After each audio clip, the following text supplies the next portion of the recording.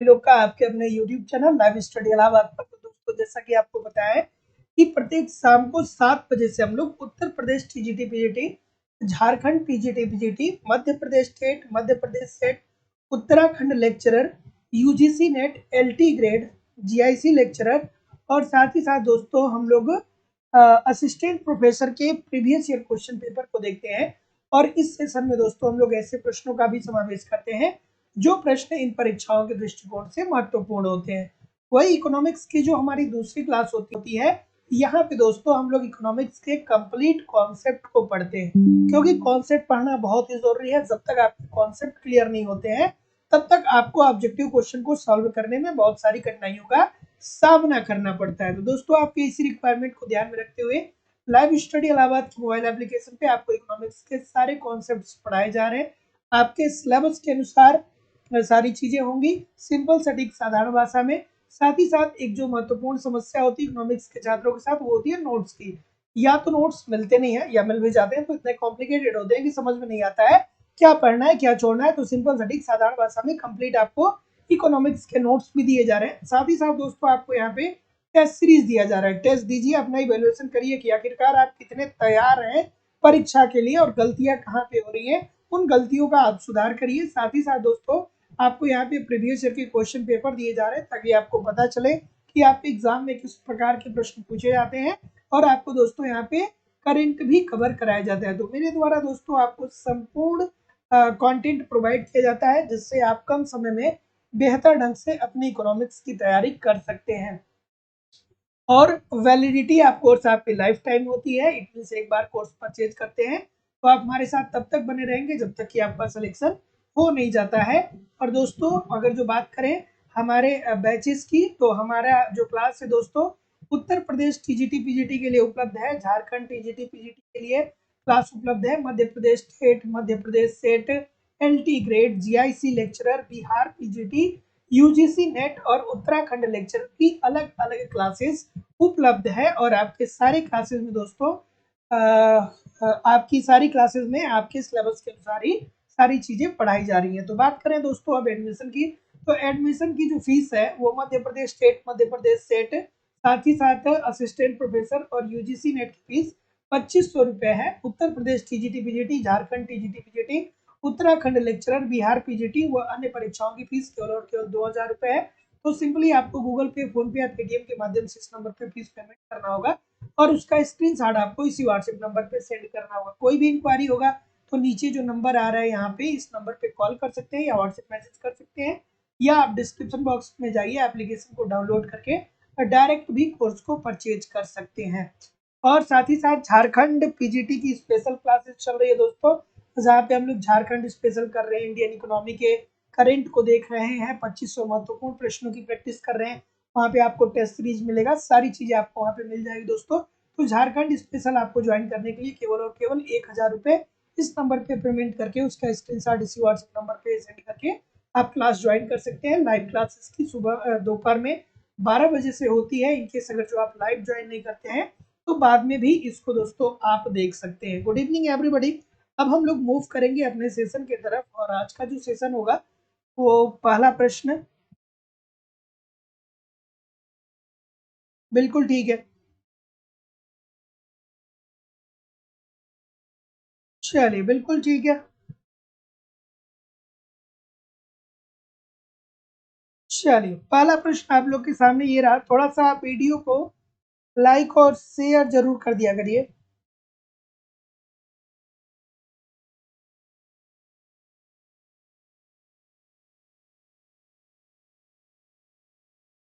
चलिए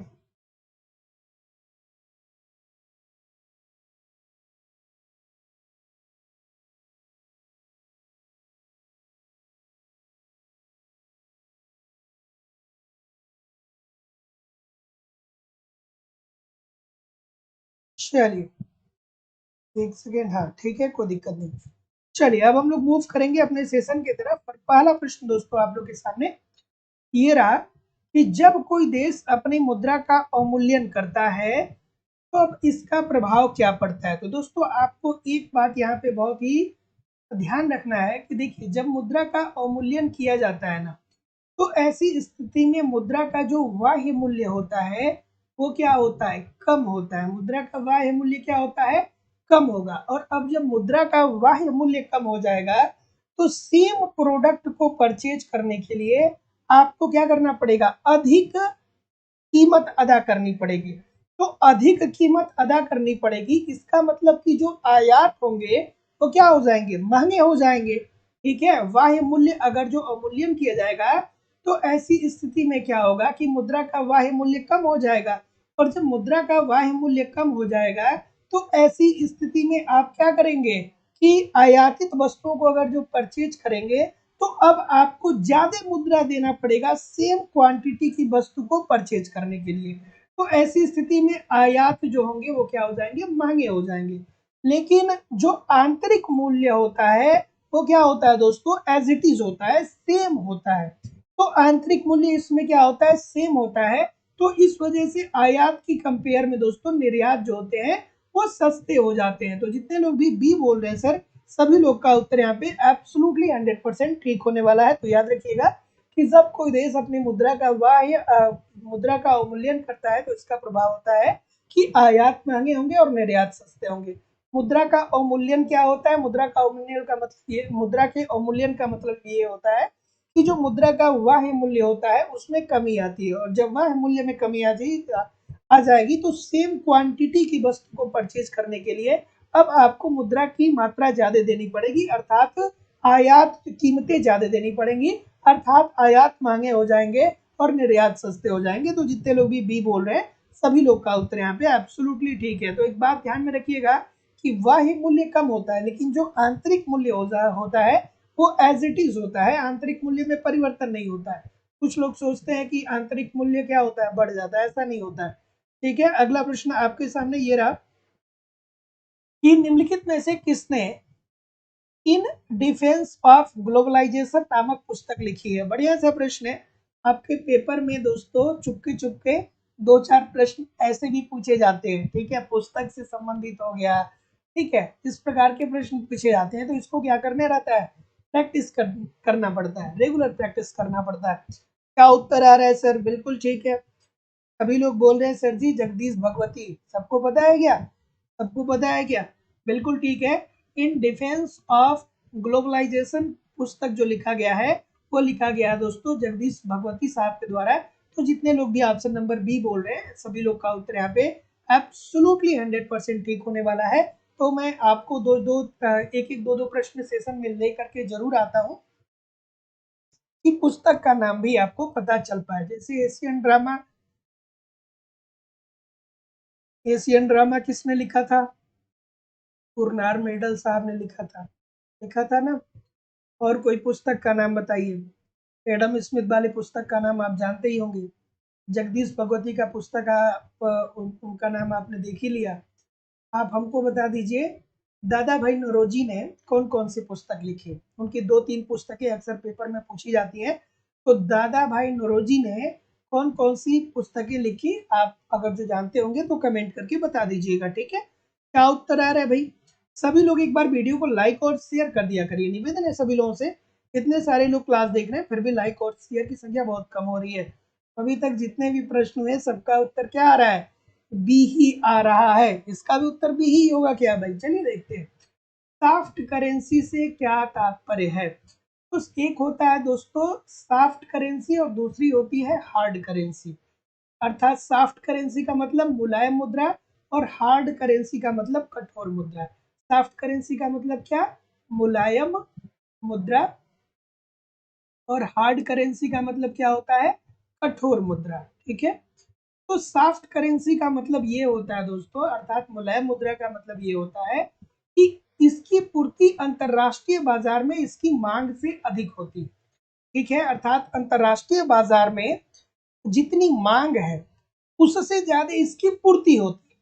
ठीक है, जैसे भारत का रुपया हो गया, ठीक है, पाकिस्तान की मुद्रा हो गई, बांग्लादेश की मुद्रा हो गई, ये सब एक तरीके से सॉफ्ट करेंसी में आएंगे, मुलायम मुद्रा के अंतर्गत आएंगे, क्योंकि जितनी इनकी अंतरराष्ट्रीय बाजार में मांग है इससे ज्यादा इसकी पूर्ति हो जाती है। लेकिन कठोर मुद्रा क्या हो जाएगा दोस्तों, कठोर मुद्रा ऐसी मुद्रा होती है जिसकी अंतरराष्ट्रीय बाजार में मांग बहुत ज्यादा है लेकिन इसकी आपूर्ति कम है, जैसे कि अमेरिकी डॉलर। ठीक है, तो इस बात को आप ध्यान में रखिएगा। तो सॉफ्ट करेंसी अर्थात मुलायम मुद्रा का मतलब ये होता है कि अंतरराष्ट्रीय बाजार में इसकी मांग कम है लेकिन इसकी पूर्ति बहुत ज्यादा है। और कठोर मुद्रा का मतलब क्या होगा कि इसकी मांग बहुत ज्यादा है लेकिन उसकी पूर्ति उतनी ज्यादा नहीं हो पा रही है। तो जितने लोग भी ऑप्शन नंबर क्या बोल रहे हैं, बी बोल रहे हैं, बिल्कुल ठीक बोल रहे हैं, बिल्कुल ठीक है। हम्म हम्म चलिए अगला प्रश्न। बिल्कुल ठीक है, अगला प्रश्न। बिल्कुल बिल्कुल बिल्कुल बिल्कुल। अंतरराष्ट्रीय विदेशी विनिमय लेन देन में पेशबंदी का क्या उद्देश्य होता है? पेशबंदी क्या होता है भाई, बहुत बार बताया हो। अगेन इसका उत्तर बी आ रहा है क्या? हाँ, अब ऐसा ना सोच लीजिएगा कि सर इकोनॉमिक्स के प्रश्न जब करवा रहे थे लाइव स्टडी इलाहाबाद पे तो सारे उत्तर बी हो रहे थे, तो पेपर में भी जो क्वेश्चन आएगा उसका भी उत्तर बी ही होगा। ऐसा बिल्कुल नहीं होता है। ठीक है, तो ऑप्शन नंबर क्या?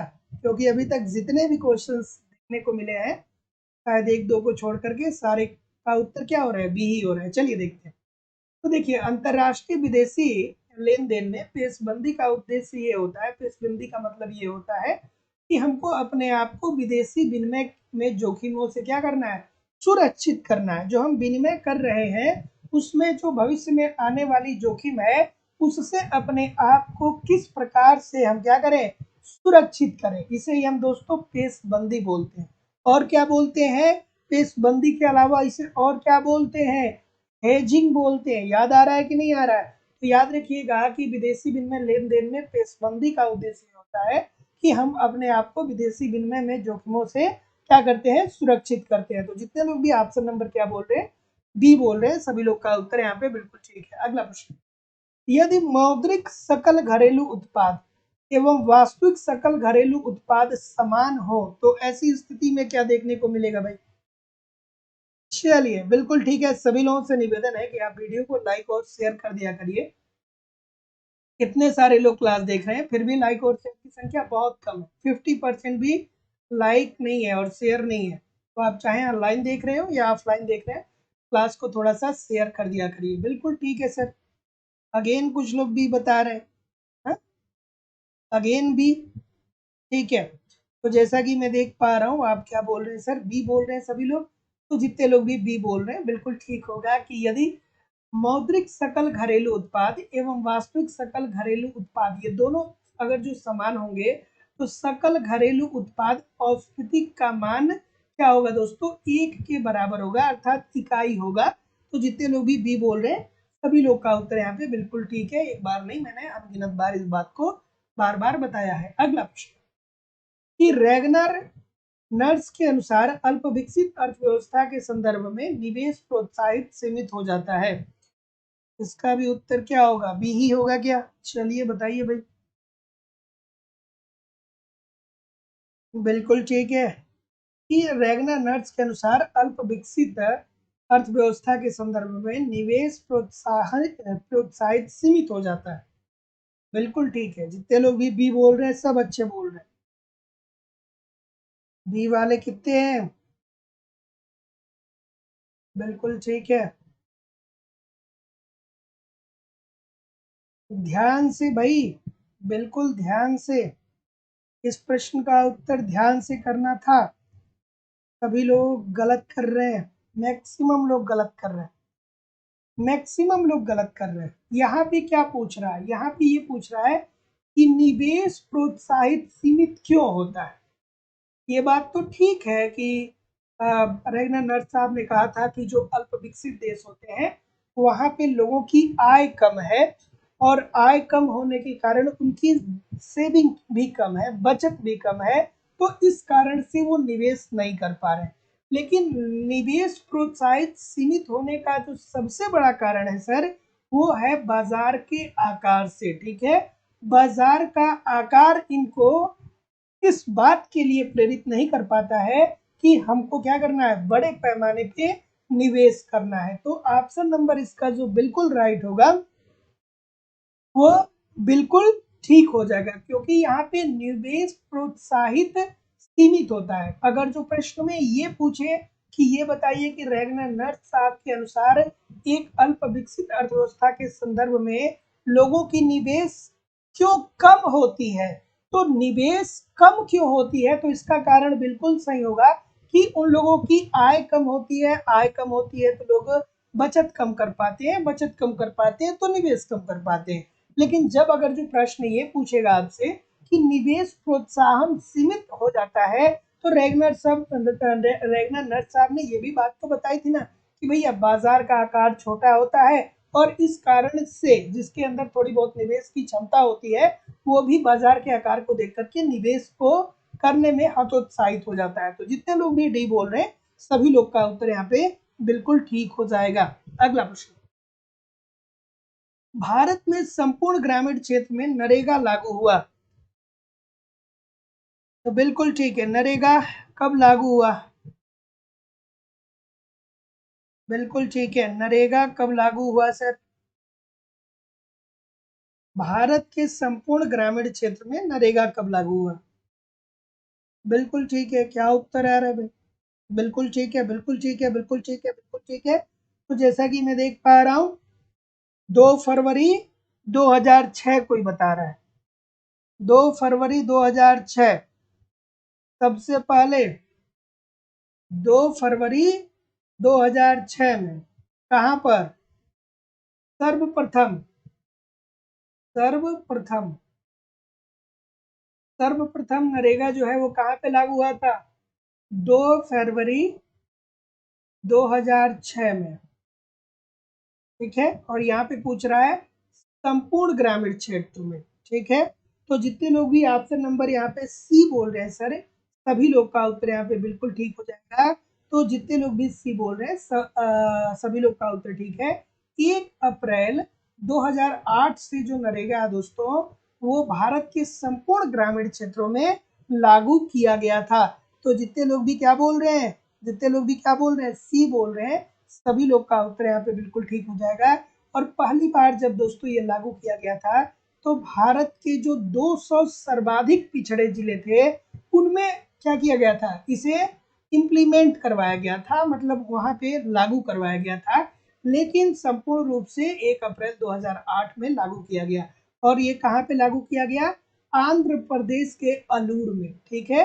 आंध्र प्रदेश, आंध्र प्रदेश के अलूर में। और दोस्तों ये भारत के सबसे पिछड़े 200 जिलों में सर्वप्रथम लागू हुआ। और बाकी के 2001 1 अप्रैल 2008 में भारत के संपूर्ण जिले में इसे क्या कर दिया गया, लागू कर दिया गया। अगला प्रश्न आपके सामने ये रहा, बिल्कुल ठीक है, बिल्कुल बिल्कुल बिल्कुल। थोड़ा वीडियो को लाइक और शेयर जरूर कर दिया करिए, निवेदन है सभी लोगों से।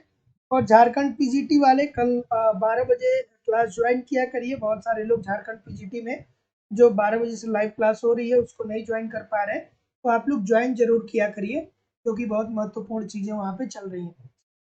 अगला प्रश्न की कथन दिया गया है और कारण दिया गया है, थोड़ा आराम से बताइएगा सर।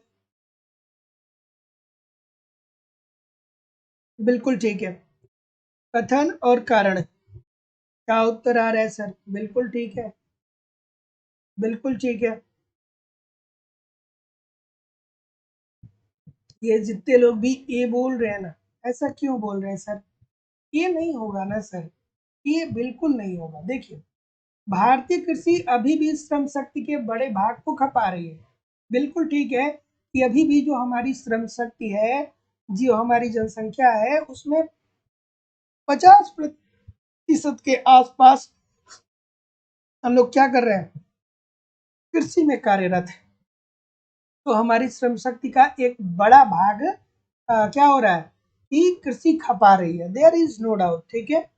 उसके बाद देखेंगे कि कृषि क्षेत्र में रोजगार और शोषण लोच निरंतर बढ़ा है, नहीं भैया ये कम हुआ है। क्यों हुआ है, क्योंकि अब लोग क्या कर रहे हैं कि ग्रामीण एरिया से शहरों की तरफ, महानगरों के तरफ पलायित हो रहे हैं रोजगार ढूंढने के लिए, ठीक है। तो कृषि क्षेत्र में रोजगार और शोषण लोच बढ़ा नहीं है, ये कम हुआ है। क्योंकि अब देखिए किसी भी गांव से आप बिलोंग करते हैं तो आप अपने गांव में देख लेंगे कि 10-15 लोग, 20 लोग, 25 लोग, 30 लोग, 50 लोग जरूर आपके गांव से निकल करके कोई मुंबई जा रहा है, कोई दिल्ली जा रहा है, कोई बेंगलोर जा रहा है, कोई सऊदी अरेबिया जा रहा है। तो लोग अब क्या हो रहे हैं कि ग्रामीण एरिया से पलायित होकर के शहरों की तरफ मूव कर रहे हैं। तो ऐसी स्थिति में कृषि क्षेत्र में रोजगार का शोषण जो हुआ है वो कम हुआ है। तो जितने लोग भी ऑप्शन नंबर क्या बोल रहे हैं सर जी, सी बोल रहे हैं कि ए सही है परंतु आर गलत है। सभी लोग का उत्तर यहाँ पे बिल्कुल ठीक हो जाएगा। अगला प्रश्न, नरेगा कार्यक्रम निम्नलिखित में से किससे संबंधित है? बिल्कुल ठीक है, नरेगा कार्यक्रम जो है वो निम्नलिखित में से किससे संबंधित है?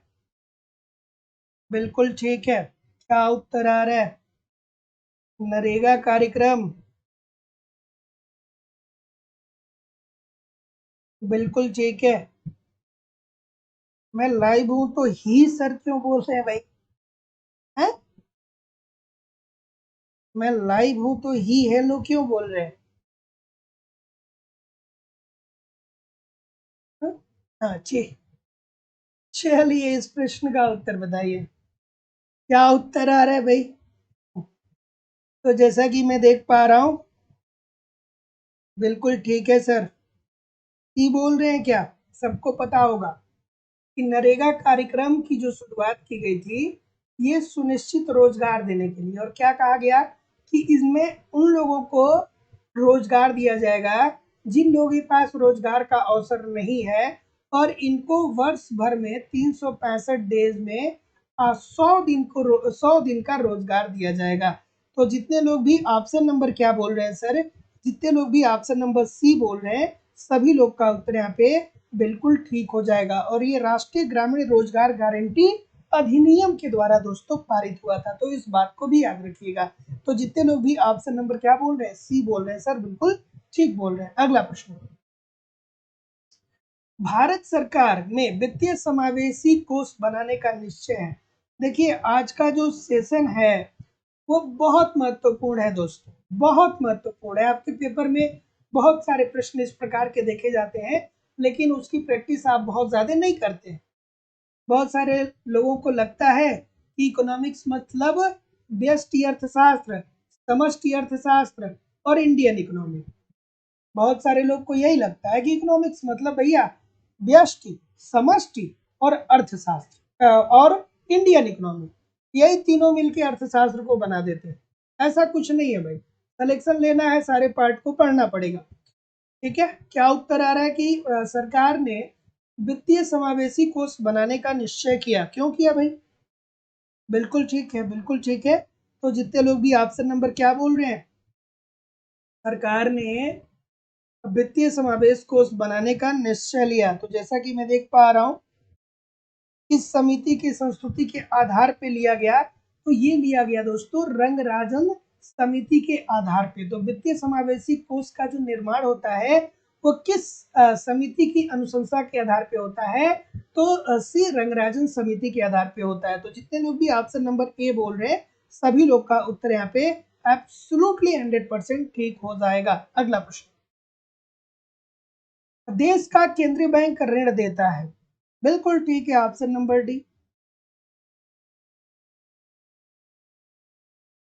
सर पीजीटी में स्टैटिक्स से कितने क्वेश्चन आते हैं? देखिए पीजीटी की बात करें तो अगर जो न्यूमेरिकल की बात करें, ठीक है, जहाँ पे आपको जोड़ घटाना करना पड़ता है, वहां पे एक ये जो गुणक वाला फार्मूला, गुणक गुणक जो है यहाँ से प्रश्न आ जाता है। के इज इक्वल टू 1/, ये स्टैटिक्स का पार्ट नहीं है लेकिन मैं बता दे रहा हूँ। के इज इक्वल टू एन, के इज इक्वल टू 1/MPS या के इज इक्वल टू 1/MPC। एक प्रश्न पक्का पूछेगा, 100% पूछेगा। या तो फार्मूला के रूप में पूछ लेगा, या तो दे देगा कि एमपीसी का मान इतना है तो गुणक का मान क्या होगा, या एमपीएस का मान दे देगा। एक प्रश्न अगर जो स्टैटिक्स की अब हम लोग बात करें दोस्तों, तो एक प्रश्न 100% जो है वो सह संबंध से पूछेगा। सह संबंध से एक प्रश्न 100% पूछेगा, ठीक है। और उसके बाद दोस्तों माध्यिका से एक प्रश्न पूछा जा सकता है, ठीक है। तो तो हालांकि पिछले पेपर की बात करें तो वो कहाँ क्वेश्चन थे, स्टैटिक्स से बहुत ज़्यादा क्वेश्चन नहीं थे, जितना आप लोग परेशान हुए उतना ज़्यादा प्रश्न थे नहीं स्टैटिक्स में। तो स्टैटिक्स में करवा देता हूँ, आप परेशान नहीं हुई, स्टैटिक्स में करवा दूंगा और मैंने करवाया भी था। तो क्या उत्तर आ रहा है सर? डी वाला कोई नहीं है? जितने लोग भी डी बोलेंगे सभी लोग का उत्तर क्या हो जाएगा? बिल्कुल गलत हो जाएगा। ठीक है, तो जो केंद्रीय बैंक ऋण देगा ना सर, वो केवल और केवल वाणिज्यिक बैंकों को केंद्रीय बैंक ऋण देता है। ठीक है, वाणिज्यिक बैंकों को ही केंद्रीय बैंक केवल ऋण देता है, न कि देश की जनता को। आपने कभी कहा है कि हम जा रहे हैं आरबीआई से ऋण लेने? आरबीआई से ऋण कभी आपने लिया है जिंदगी में? किसी किसी ने सुना भी है क्या? नहीं सुना होगा भैया। या प्राथमिक कृषि साख प्राथमिक कृषि सहकारी साख समितियों को? नहीं। तो एक बात कमेंट करके बताइएगा कि प्राथमिक कृषि सहकारी साख समितियों को ऋण कौन देता है? कमेंट करके जरूर बताइएगा। ठीक है, तो जो केंद्रीय बैंक ऋण देगा वो केवल और केवल वाणिज्यिक बैंकों को देगा। तो जितने लोग भी ऑप्शन नंबर सी बोल रहे हैं बिल्कुल ठीक बोल रहे हैं। अगला प्रश्न, बैंक दर में वृद्धि की जाएगी तो क्या होगा? अभी आरबीआई ने बैंक दर में वृद्धि किया था कुछ महीने पहले। बिल्कुल ठीक है, अभी कुछ महीने पहले आरबीआई ने क्या किया था? अपने बैंक दर को बढ़ाया था। तो जब बैंक दर को बढ़ाएगा, बिल्कुल ठीक है, सहकारी समितियां ऋण कहां से प्राप्त करती हैं? नाबार्ड से प्राप्त करती है। एब्सोल्युटली ठीक, बिल्कुल सही। तो देखिए भैया, बैंक दर में वृद्धि, बार बार बताता हूं, मुझे लगता है कि कोई नया होगा उसे नहीं समझ में आएगा, तो वो समझ ले आसान भाषा में। एक बार मैं बता दूंगा, फिर आप जिंदगी भर भूल नहीं पाएंगे, इस बात की गारंटी है। ये है हमारे देश का केंद्रीय बैंक आरबीआई है। ये है दोस्तों हमारे देश का वाणिज्यिक बैंक या व्यापारिक बैंक हो गया। ठीक है, व्यापारिक बैंक। और ये हो गए दोस्तों हम लोग, ठीक है, अर्थात जनता। ठीक है, तो जब आरबीआई ऋण देगा किसको? व्यापारिक बैंकों को, और वहां पे अल्पकाल और दीर्घकाल की बात नहीं होगी, तो ऐसी स्थिति में जो ऋण देगा, तो जो दर लगाएगा आरबीआई व्यापारिक बैंकों पे, इसे बोला जाएगा भैया बैंक दर। ठीक है, और जब व्यापारिक बैंकों से ऋण जनता लेगा तो इसे ही हम कहते हैं ब्याज दर, जो हम और आप सुनते हैं कि भैया इतना प्रतिशत ब्याज दर है। ठीक है, तो अगर जो ये महंगा करेगा, ये इसे ऋण महंगा देगा, तो जाहिर सी बात है कि ये भी ऋण हम लोगों को क्या करेगा? महंगा देगा। तो ऐसी स्थिति में अगर जो बैंक दर में वृद्धि होगी, तो ब्याज के दर में भी क्या हो जाएगी? वृद्धि हो जाएगी, जैसा कि अभी कुछ दिनों पहले देखने को मिला था। तो जितने लोग भी ऑप्शन नंबर क्या बोल रहे हैं? ए बोल रहे हैं, बिल्कुल ठीक बोल रहे हैं। अगला प्रश्न, दोस्तों सभी लोगों से निवेदन है कि वीडियो को कृपया करके लाइक और शेयर किया करिए। आप इतने सारे लोग क्लास देख रहे हैं, फिर भी लाइक और शेयर की संख्या बहुत कम है। चलिए, रेपो क्रियाओं के लिए निम्नलिखित में से क्या एक सत्य नहीं है? रेपो रेट क्या होता है भाई?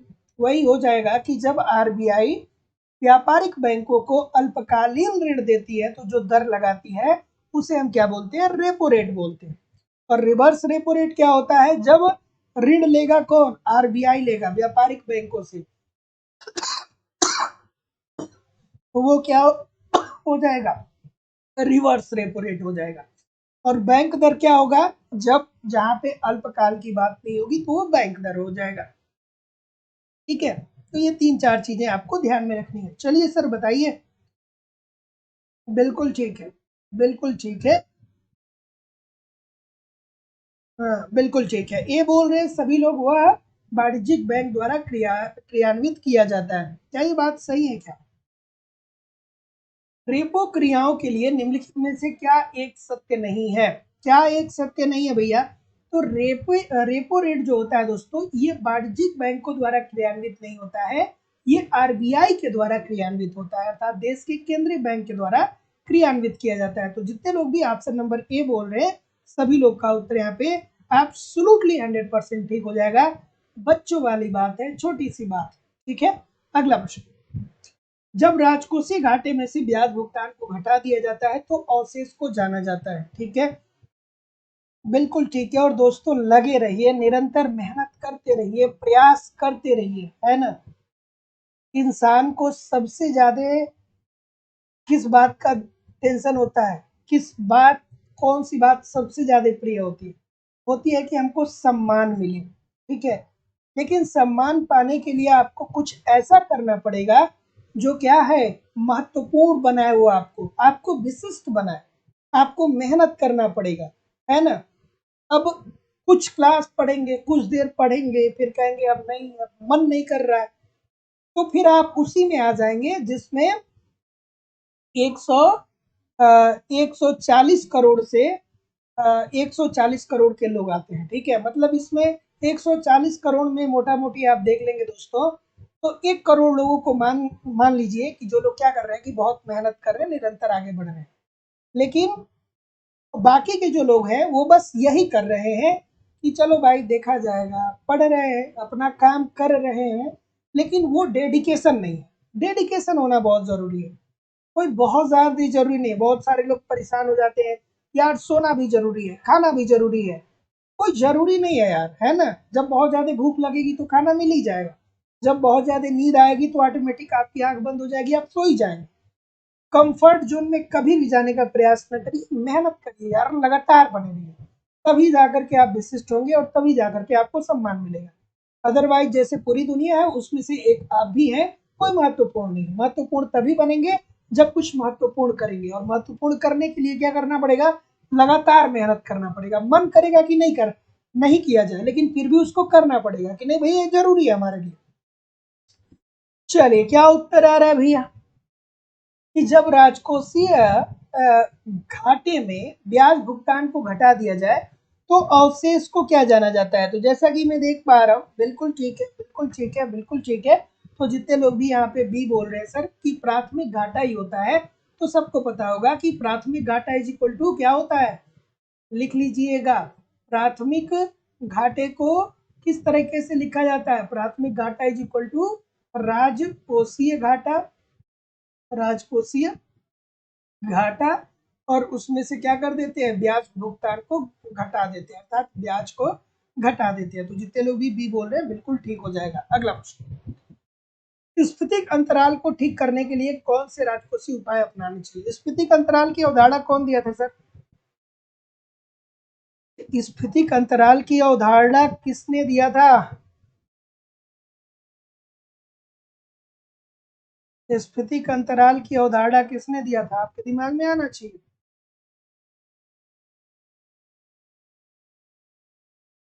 बिल्कुल ठीक है,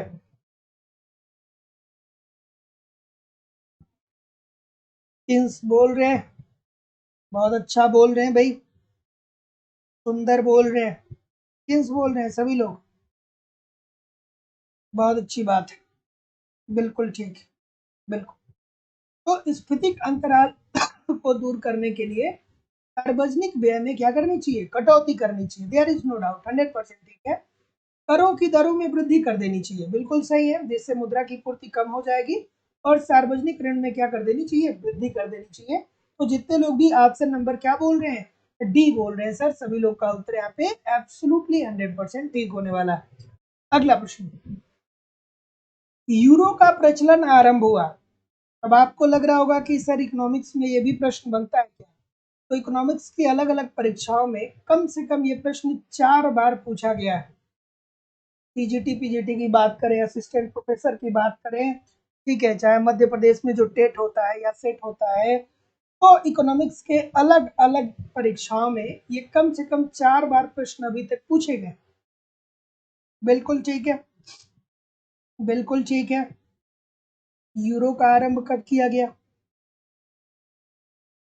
बिल्कुल सही है सर, 1 जनवरी 1999 में, एब्सोल्युटली ठीक है। तो दोस्तों याद रखिएगा कि यूरो जो है वो प्रकाश में कब आता है, वो आ, आता है 1 जनवरी 1999 में।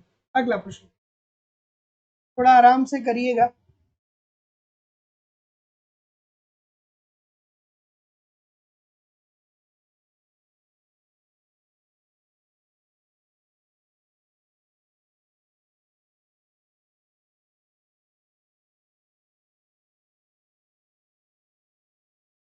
चलिए क्या उत्तर आ रहा है भाई?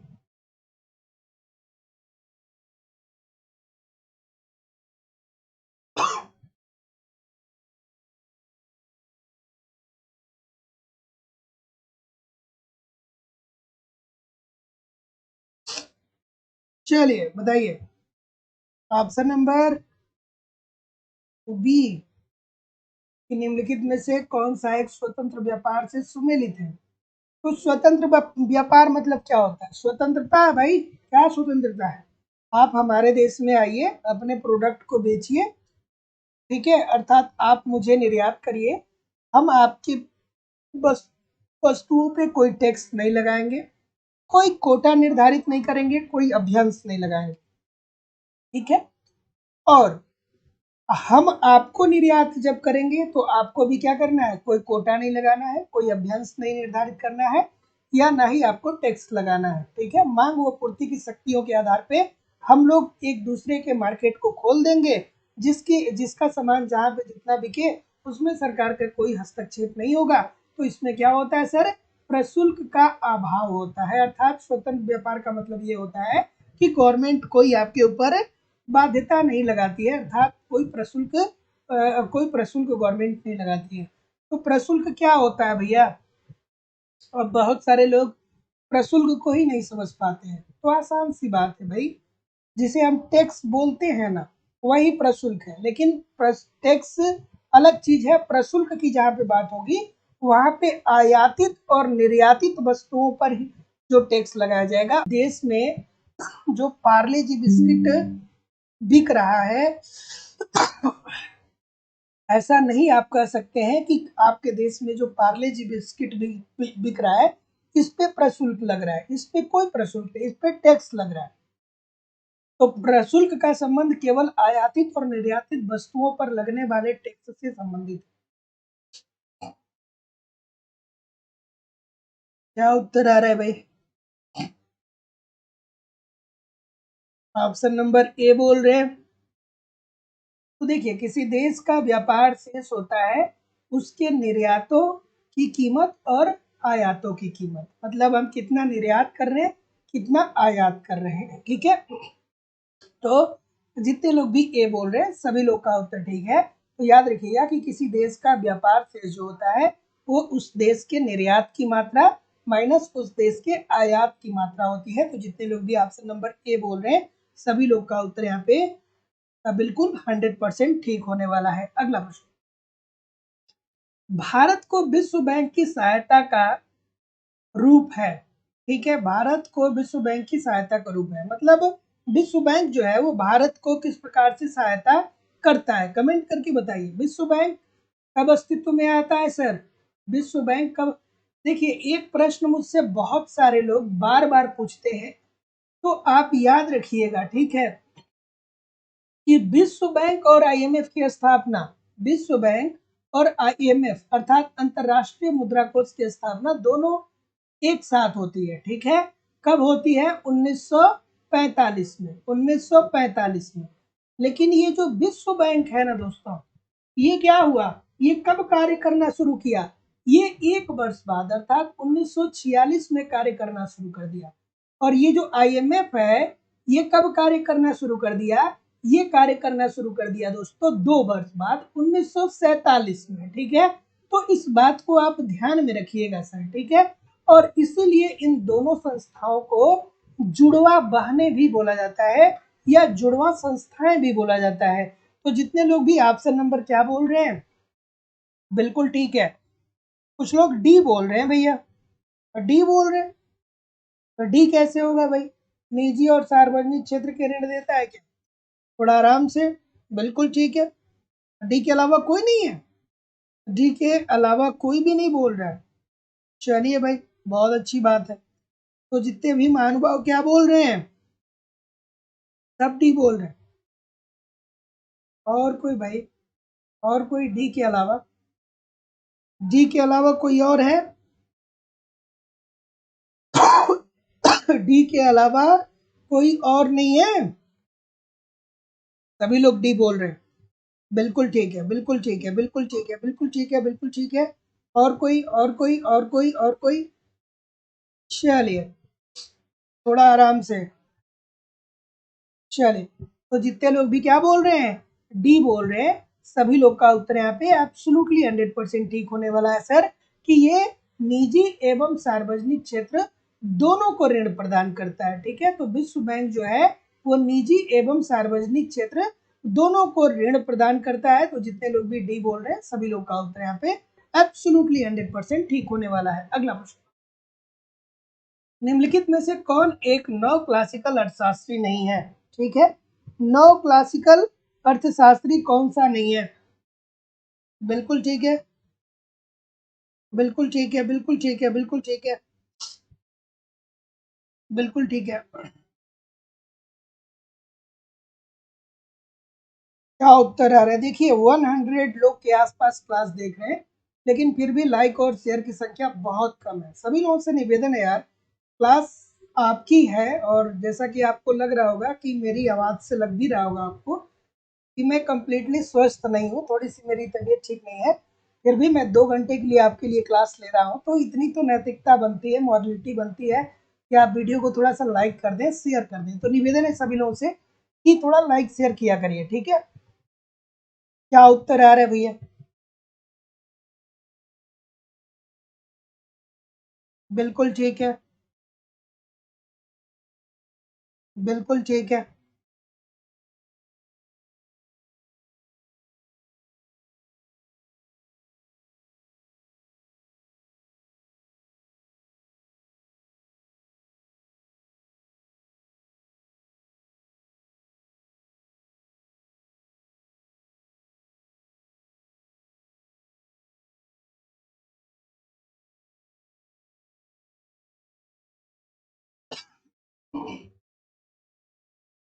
चलिए,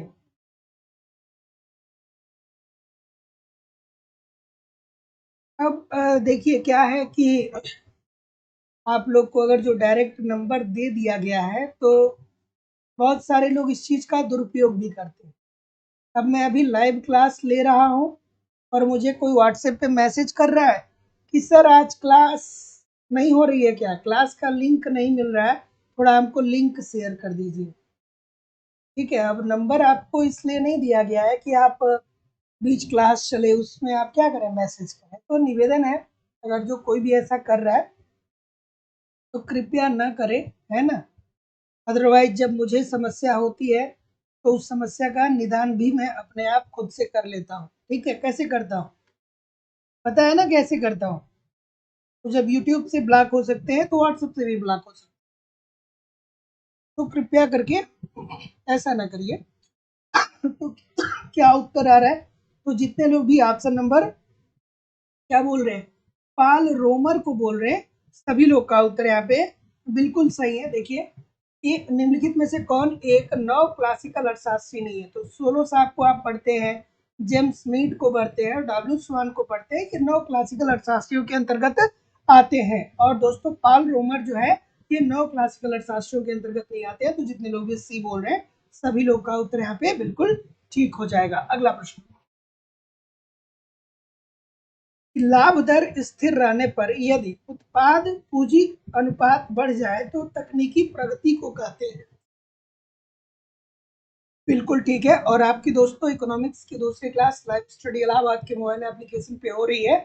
यहाँ पे आप लोग को सारे इकोनॉमिक्स के कॉन्सेप्ट पढ़ाए जा रहे हैं आपके सिलेबस के अनुसार, साथ ही साथ कंप्लीट इकोनॉमिक्स के नोट्स भी आपको दिए जा रहे हैं। आराम से नोट्स पढ़ते रहिए, क्लास के माध्यम से तैयारी करते रहिए, टेस्ट सीरीज दिए जा रहे हैं, टेस्ट दीजिए, अपना इवेल्युएशन करिए, आपकी तैयारी कैसी चल रही है, आपके एग्जाम में किस प्रकार के प्रश्न पूछे जाते हैं, प्रीवियस ईयर के क्वेश्चन पेपर और करंट सारी चीजें मेरे द्वारा आपको दी जा रही हैं। बस आप ईमानदारी से दोस्तों एप्लीकेशन पे पढ़ते रहिए, यूट्यूब पे पढ़ते रहिए, कहीं भी इधर उधर से कुछ भी कलेक्ट करने की जरूरत नहीं होगी। Uttar Pradesh TGT PGT, Jharkhand TGT PGT, Madhya Pradesh state integrated JEE lecturer, Uttarakhand lecturer, सबका अलग अलग बैच है और अलग अलग बैच में आपके सिलेबस के अनुसार सारी चीजें पढ़ाई जा रही है। लाइफ टाइम की वैलिडिटी आपको मिलती है। आपकी फीस 2,000 रुपये है। गूगल पे, फोन पे या पेटीएम के माध्यम से आपको फीस इस नंबर पे पेमेंट करना होगा और उसका स्क्रीनशॉट आपको इसी व्हाट्सएप नंबर पे सेंड करना होगा। कोई भी इंक्वायरी होगा तो इस नंबर पे कॉल या व्हाट्सएप मैसेज कर सकते हैं। डिस्क्रिप्शन बॉक्स में जाइए, एप्लीकेशन का लिंक है, एप्लीकेशन को डाउनलोड करके डायरेक्ट भी कोर्स को परचेज कर सकते हैं। और झारखंड स्पेशल क्लास चल रही है दोस्तों, तो दोपहर में 12 बजे से आप लोग जरूर ज्वाइन करिए। वहाँ पे हम लोग झारखंड स्पेशल, इंडियन इकोनॉमी के करेंट और 2500 महत्वपूर्ण प्रश्नों की श्रृंखला को प्रैक्टिस कर रहे हैं। चलिए, क्या उत्तर होगा भाई? सी बोल रहे हैं, थोड़ा आराम से करिए, बहुत सारे लोग गलत कर रहे हैं। सभी लोग सी बोल रहे हैं। सभी लोग सी बोल रहे हैं, और कोई सी के अलावा? सी सभी लोग बोल रहे हैं, तो जितने भी महानुभाव सी बोल रहे हैं बिल्कुल ठीक बोल रहे हैं। तो पूंजी बाहुल्य, ठीक है। तो लाभ दर स्थिर रहने पर, अगर जो लाभ की दर स्थिर है और पूंजी उत्पाद अनुपात बढ़ रहा है, तो ऐसी स्थिति में हम क्या कहेंगे भैया? ऐसी स्थिति में हम यही तो कहेंगे, क्योंकि हमारी पूंजी उत्पाद पूंजी अनुपात बढ़ रहा है, इसका मतलब कि क्या कर रहे हैं कि हम पूंजी बाहुल्य तकनीकी को ला रहे हैं। तो जितने लोग भी ऑप्शन नंबर क्या बोल रहे हैं, सी बोल रहे हैं, सभी लोग का उत्तर यहाँ पे बिल्कुल ठीक हो जाएगा। तो याद रखिएगा कि लाभ दर स्थिर रहने पर यदि उत्पाद पूंजी अनुपात बढ़ रहा हो तो ऐसी तकनीकी प्रगति को हम क्या बोलते हैं? पूंजी बाहुल्य प्रगति बोल रहे हैं। अगला प्रश्न, निम्नलिखित में से कौन सा एक कथन किन्स के उपभोग फलन के लिए सत्य है? किन्स साहब का उपभोग फलन जो है वो किस कथन के लिए बेसिकली सत्य है, बताइए। तो बिल्कुल ठीक है, बिल्कुल ठीक है। क्या उत्तर आ रहा है सर? इन साहब क्या कहते हैं? छोटी सी बात, बच्चों वाली बात, इसमें कोई ऐसा नहीं है कि आपको रट्टा मारना है। किन साहब ये कहते हैं, छोटी सी बात बताते हैं कि देखिए सर, जब व्यक्ति की आय में वृद्धि होती है ना, तो जिस अनुपात में आय में वृद्धि होती है उस अनुपात में वो अपने उपभोग व्यय को नहीं बढ़ा पाता है, ठीक है। अब जिस अनुपात में उसके आय में वृद्धि होती है उस अनुपात में उपभोग व्यय में वृद्धि नहीं होती है, अर्थात उपभोग व्यय में क्या आती है? कमी आती है। तो देखिए, उपभोग में वृद्धि जो होती है वो आय वृद्धि से कम तीव्रता से होती है। इसमें कोई सुपर पावर नहीं है, ये सबको पता है, आपको भी पता है कि अगर जो अभी आपकी सैलरी 10,000 रुपए है तो भी आप क्या करते हैं कि उपभोग करते हैं, रोटी चावल दाल सब्जी, ठीक है।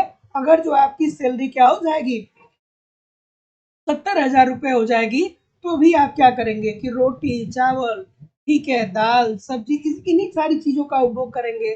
थोड़ा सा उसमें कुछ चीजें और बढ़ा लेंगे। लेकिन यहाँ पे 60,000 रुपए आपका का बढ़ रहा है, लेकिन क्या आप इसी अनुपात में अपने उपभोग व्यय को बढ़ा पाएंगे? नहीं बढ़ा पाएंगे ना। तो ऐसी स्थिति में जितने लोग भी सी बोल रहे हैं सभी लोग का उत्तर यहाँ पे बिल्कुल ठीक है कि उपभोग में वृद्धि आय वृद्धि से क्या होता है? कम तीव्रता से होता है। मतलब आय में वृद्धि बहुत तेजी से होती है और उपभोग उतना तेजी से नहीं हो पाता है। अगला प्रश्न, बिल्कुल ठीक है।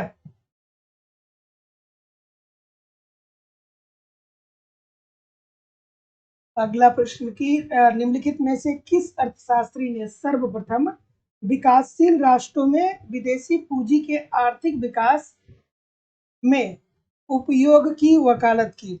अब बहुत खूबसूरत सा प्रश्न है ये सब ऐसे प्रश्न है कि अगर जो आपने इकोनॉमिक्स के कॉन्सेप्ट एक बार मन से पढ़ा है तो फिर आप इसको कभी भी गलत नहीं करेंगे। बिल्कुल ठीक है, अगर जो आपने मन से पढ़ा है तो बिल्कुल ठीक है, बिल्कुल ठीक है। ऑप्शन नंबर क्या बोल रहे हैं? डी बोल रहे हैं, डी बोल रहे हैं सभी लोग, और कोई डी के अलावा? रेगनर नर्स साहब बोल रहे हैं। तो क्या उत्तर आ रहा है भाई? डी सभी लोग बोल रहे हैं, बिल्कुल ठीक है। देखिए, निम्नलिखित में से किस अर्थशास्त्री ने सर्वप्रथम विकासशील राष्ट्रों में विदेशी पूंजी के आर्थिक विकास के उपयोग की वकालत की? तो ये थे भैया रेगनर नर्स साहब। जैसे मैं आपको बताता हूँ कि जो हमारे अर्थशास्त्री हैं ये दो भागों में बटे हुए हैं। एक भाग ये कहता है, ग्रुप वन ये कहता है कि ग्रुप ए ये कहता है कि आप विदेशों से कर्ज लीजिए, ऋण लीजिए, उससे आप अपने देश के आधारभूत संरचना का विकास करिए, शिक्षा स्वास्थ्य परिवहन बिजली का विकास करिए, ताकि लोग क्या हो सके, निवेश के लिए प्रेरित हो सके, और ऐसी स्थिति में आपकी राष्ट्रीय आय में वृद्धि हो जाएगी। लेकिन ये जो दूसरा वाला ग्रुप है, पहले वाले ग्रुप में रेगनर नर्स है, और जो ये दूसरा वाला ग्रुप है ये कहता है नहीं भैया, अगर जो आप विदेश से ऋण लेंगे ना तो ऐसी स्थिति में आपकी आने वाली जो भविष्य की पीढ़ी होगी उसको कर्ज चुकाना पड़ेगा। और ब्याज के ऊपर ब्याज, ब्याज के ऊपर ब्याज, ब्याज के ऊपर ब्याज है, बहुत सारा उनको क्या होगा, मुद्रा की हानि होगी और भविष्य में निवेश की क्षमता कम हो जाएगी। तो ए वाले ग्रुप में तो रेगनर नर्स है, बी वाले ग्रुप में कौन कौन कौन है आप कमेंट करके थोड़ा मुझे बता दीजिएगा। जो लोग ठीक तरीके से इकोनॉमिक्स पढ़े होंगे वो बहुत अच्छे से इस बात को जानते होंगे। ठीक है, अगला प्रश्न।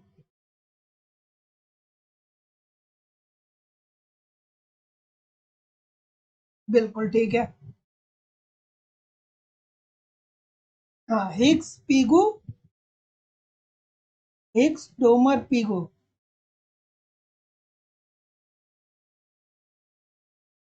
हाँ ठीक है, और बताइए भाई। ये अगर जो आप किसी अच्छे यूनिवर्सिटी या कॉलेज में पढ़े होंगे तो जो आपके प्रोफेसर साहब होंगे वो बहुत अच्छे से पढ़ाए होंगे। ठीक है, अगला कि बाह्य मितव्ययताओं की अवधारणा का प्रतिपादन किस अर्थशास्त्री ने किया था। तो जैसा कि मैं देख पा रहा हूं, ऑप्शन नंबर ए बोल रहे हैं यंग साहब को, सभी लोग का उत्तर ठीक होता है। एक होता है दोस्तों आंतरिक मितव्ययता और दूसरा होता है बाह्य मितव्ययता। तो आंतरिक मितव्ययता का मतलब क्या है कि अगर जो कोई एक उद्योग है और इस उद्योग में क्या है, एक फर्म है, तो अगर जो ये फर्म अपने अंदर कोई सुधार कर रही है, अपने श्रमिकों में को बढ़ा रहा है, ठीक है, उत्पादन को बढ़ा रहा है, या कुछ भी ऐसा कर रहा है जिससे उत्पादन में वृद्धि हो रही है, ठीक है, तो इस प्रकार से जो लाभ मिलेगा इस फर्म को, ये आंतरिक मितव्ययता कही जाएगी। लेकिन अगर जो वही कोई एक दूसरा उद्योग है और इस उद्योग में ऑलरेडी बहुत सारी फर्में हैं, कोई एक नई फर्म की एंट्री होती है इस उद्योग में, तो इस उद्योग के अंदर पहले से जो फर्म है उसको अगर जो लाभ हो रहा है इस नई फर्म के एंट्री करने के कारण, तो इसे बाह्य मितव्ययता बोलेंगे। ये बात किसने कहा, यंग साहब ने कहा। तो जितने लोग भी ऑप्शन नंबर क्या बोल रहे हैं, ये बोल रहे हैं, बिल्कुल ठीक है। तो आंतरिक मितव्ययता और बाह्य मितव्ययता को कभी भी आप भूलिएगा नहीं।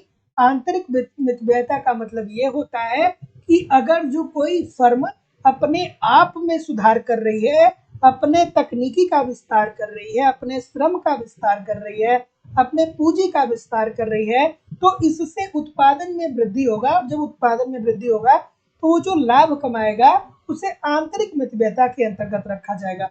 और बाह्य मितव्ययता जिसकी बात यंग साहब करते हैं, इसका मतलब ये हो गया कि उद्योग में जो फर्में ऑलरेडी हैं, अगर जो कोई नई फर्में एंट्री करे और उसके कारण पुरानी फर्मों को लाभ हो तो उसे बाह्य मितव्ययता बोलेंगे। अगला प्रश्न। न्यून आय वाले ऐसे राष्ट्र जो विकास कर पाने में असमर्थ है, उनकी आर्थिक दशा को आभास स्थैतिक साम्य के रूप में व्याख्यात किस अर्थशास्त्री के द्वारा किया गया। सभी लोग से निवेदन है कि आप वीडियो को लाइक और शेयर जरूर कर लिया करिएगा। और डिस्क्रिप्शन बॉक्स में लाइव स्टडी इलाहाबाद का मोबाइल एप्लीकेशन है और लाइव स्टडी इलाहाबाद का टेलीग्राम ग्रुप का लिंक है, दोनों आप ज्वाइन कर लीजिएगा। एप्लीकेशन को इंस्टॉल कर लीजिएगा और टेलीग्राम ग्रुप को क्या करिएगा, आप ज्वाइन कर लीजिएगा सर।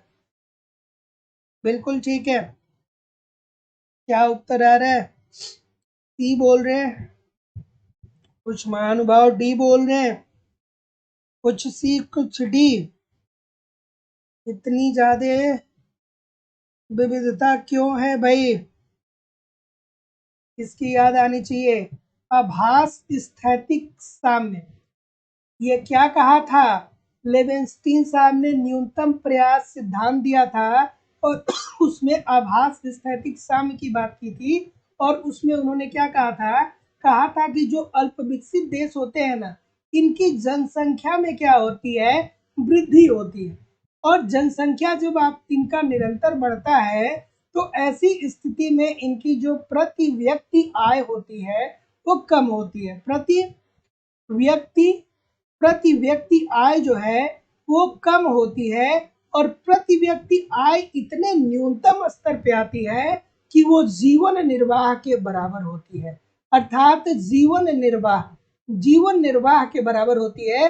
अर्थात जो लोग होते हैं वो कम से कम रोटी कपड़ा और मकान की ही व्यवस्था कर पाते हैं, इतनी कम प्रति व्यक्ति आय हो जाती है अल्प विकसित देश के लोगों की।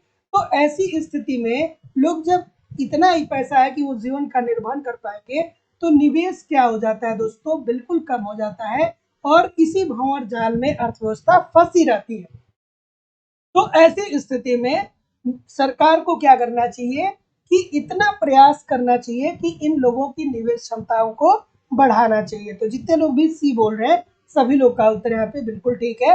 तो आज के बाद जिंदगी में कभी भी नहीं भूलिएगा कि आभास स्थैतिक साम्य में साम्य की बात जो लेवेंस्टीन साहब करते हैं वो न्यूनतम क्रांतिक प्रयास सिद्धांत में कहते हैं, और कहते ये है कि जो अल्प विकसित देश होता है उसकी एक समस्या होती है कि वहाँ की जनसंख्या निरंतर बढ़ती है, और जनसंख्या जब निरंतर बढ़ती है तो लोगों की जो प्रति व्यक्ति आय होती है वो उनके जीवन निर्वाह के बराबर होता है, और जब जीवन निर्वाह के बराबर होता है तो निवेश के बारे में वो सोच ही नहीं सकते हैं। तो ऐसी स्थिति में निवेश को बढ़ाने के लिए गवर्नमेंट को क्या करना चाहिए, न्यूनतम मात्रा में इतना निवेश करना चाहिए ताकि लोगों की क्या हो सके, निवेश क्षमता में वृद्धि हो सके। अगला प्रश्न ये रहा कि मांग की पूरकता के विचार का प्रारंभ माना जा सकता है। बिल्कुल ठीक है, क्या उत्तर आ रहा है भाई? बिल्कुल, मांग की पूरकता के विचार का प्रारंभ माना जा सकता है। किससे माना जा सकता है भैया? मांग की पूरकता का विचार, पूर्ति अपने मांग का सृजन स्वयं करती है। सबसे पहले तो आप शेष आपके बाजार नियम को ही तो पढ़ते हैं ना भैया।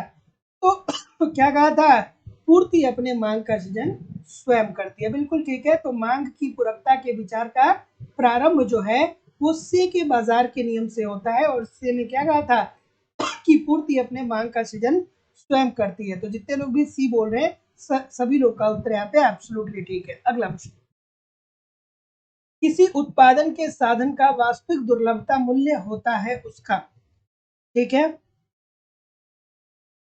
चलिए क्या उत्तर होगा भाई? बिल्कुल ठीक है, बिल्कुल ठीक है।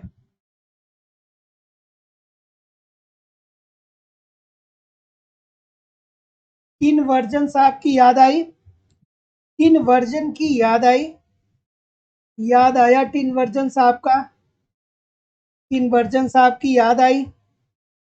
याद आई कि नहीं आई? तेजी सी बात है भैया। टिन टिन वर्जन साहब ने ये बताया था कि किसी उत्पादन के साधन का जो वास्तविक दुर्लभता मूल्य होता है वह उसका छाया मूल्य होता है, ठीक है।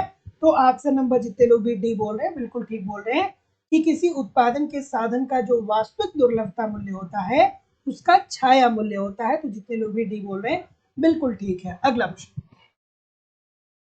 अल्प विकसित राष्ट्रों में आर्थिक समृद्धि की समस्या आय उत्प्रेरक एवं आय अवसाधक शक्तियों की रस्साकसी के रूप में प्रदर्शित होती है। चलिए सर बताइए। बिल्कुल ठीक है, बिल्कुल ठीक है, बिल्कुल ठीक है, बिल्कुल ठीक है, थोड़ा आराम से। बिल्कुल ठीक है। ऑप्शन नंबर क्या बोल रहे हैं? सबको पता होगा, कॉन्सेप्ट पढ़े होंगे तो जानते होंगे अच्छी तरीके से कि अल्प विकसित राष्ट्रों में आर्थिक समृद्धि की समस्या आय उत्प्रेरक एवं आय अवसाधक शक्तियों की रस्साकसी के रूप में प्रदर्शित होती है लेवेंस्टीन की न्यूनतम क्रांतिक प्रयास थियरी के अंतर्गत।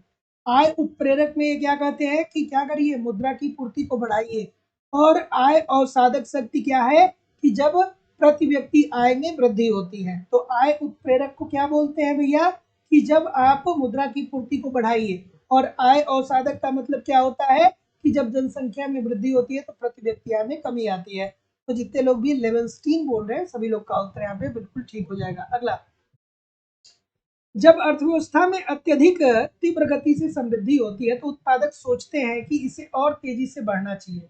इसका विपरीत भी सत्य है। इसका प्रतिपादन किस अर्थशास्त्री के द्वारा किया गया था? बिल्कुल ठीक है। और देखिए एक बात समझ लीजिए दोस्तों, अगर जो आपको प्रश्न बहुत ज्यादा नहीं आ रहे हैं, आपको लग रहा है कि आपकी तैयारी बहुत अच्छी नहीं है, तो देखिए सारी चीजें जो होती है वो प्रैक्टिस से होती है ना। आज नहीं आ रही है कोई बात नहीं है, गलतियां ज्यादा हो रही हैं कोई बात नहीं, प्रयास तो स्टार्ट करिए। आप प्रयास करिए, कुछ दिन कुछ महीने पढ़िए लगातार, 100% आपको सारी चीजें आएंगी। यहाँ पे आप देखेंगे कि कम से कम हमारी क्लास में मुझे ऐसा लगता है कि 50 लोग तो ऐसे होंगे ही होंगे जिनको लगभग लगभग एक सेशन अगर जो होता है तो लगभग लगभग 2 से 3 क्वेश्चन या 5 क्वेश्चन उनके गलत होते हैं।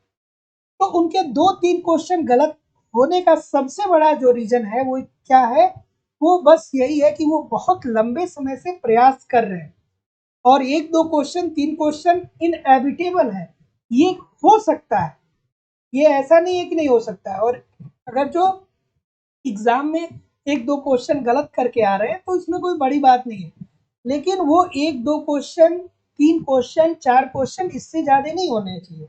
और मैं विश्वास से बोल रहा हूँ दोस्तों, आप देखिएगा जब जब भी कोई परीक्षा होगी ना, चाहे यूपी की हो चाहे कहीं की भी हो, तो आप लोग जैसा कि बताते आते हैं कि सर हमारा बहुत अच्छा पेपर हुआ, हमारा सिलेक्शन हो गया, आप लोग भी बताएंगे और इस 50 लोग में से बहुत सारे लोग आएंगे। वो बात अलग है कि जब रिजल्ट आ जाता है तो फिर कहते हैं कौन लाइव स्टडी इलाहाबाद, ठीक है। और मैं किसी को प्रेस भी नहीं करता हूँ, जो स्वेच्छा से बता देगा कि सर जी हम आपके साथ पढ़ते थे, सिलेक्शन हो गया, उसको शाबाशी दे दूंगा। नहीं तो मैं किसी के पीछे पीछे जाता नहीं हूँ कि भाई बता दो, थोड़ा चैनल पे प्रमोट कर देंगे लाइव स्टडी इलाहाबाद से सिलेक्शन हुआ।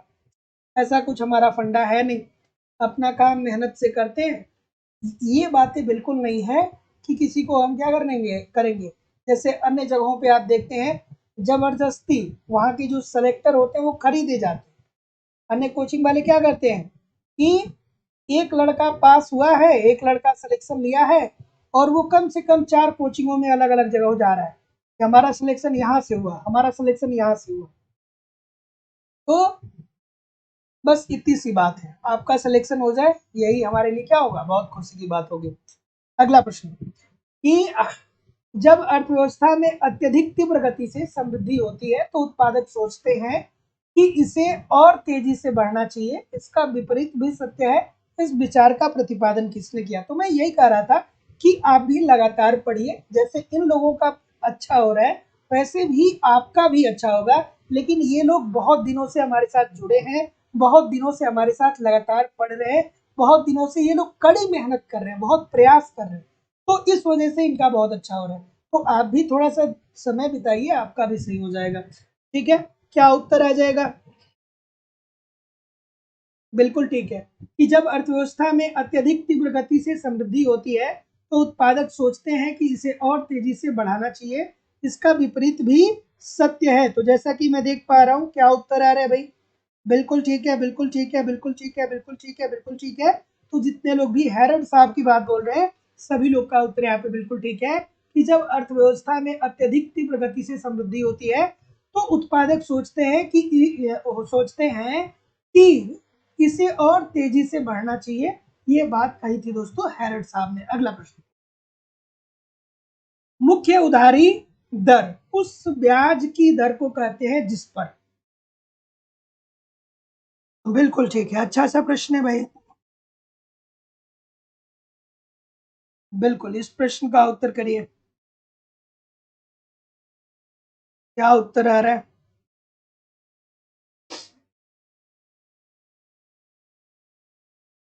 मुख्य उधारी दर उस ब्याज दर को कहा जाता है। मुख्य उधारी दर क्या होता है भाई?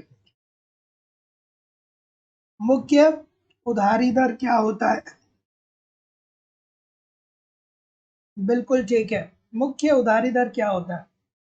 तो जैसा कि मैं देख पा रहा हूँ आप क्या बोल रहे हैं सर, डी बोल रहे हैं, बिल्कुल ठीक बोल रहे हैं कि देखिए सर, मुख्य उधारी दर का मतलब ये होता है कि वह ब्याज दर जिस पर व्यापारिक बैंकें अपने सबसे विश्वसनीय ग्राहकों को क्या करती हैं, ऋण प्रदान करती हैं। तो जितने भी महानुभाव डी बोल रहे हैं सभी लोग का उत्तर यहाँ पे बिल्कुल ठीक है। मुख्य उधारी दर उस ब्याज दर को कहा जाता है जिस पर व्यापारिक बैंक अपने सबसे विश्वसनीय ग्राहक को ऋण देता है। और सबसे विश्वसनीय ग्राहक कौन होगा? कुछ आइडिया है कि सबसे विश्वसनीय ग्राहक कौन होगा? जैसे व्यापारिक बैंकों की अलग अलग स्कीमें होती हैं, उन सारी स्कीमों को वो फॉलो करता हो, साथ ही साथ में वो समय समय पे जो ऋण लिया है वो तय सीमा पर वो व्यापारिक बैंकों को वापस कर देता हो। ठीक है, तो जितने लोग भी डी बोल रहे हैं सभी लोग का उत्तर यहाँ पे बिल्कुल ठीक हो जाएगा। अगला,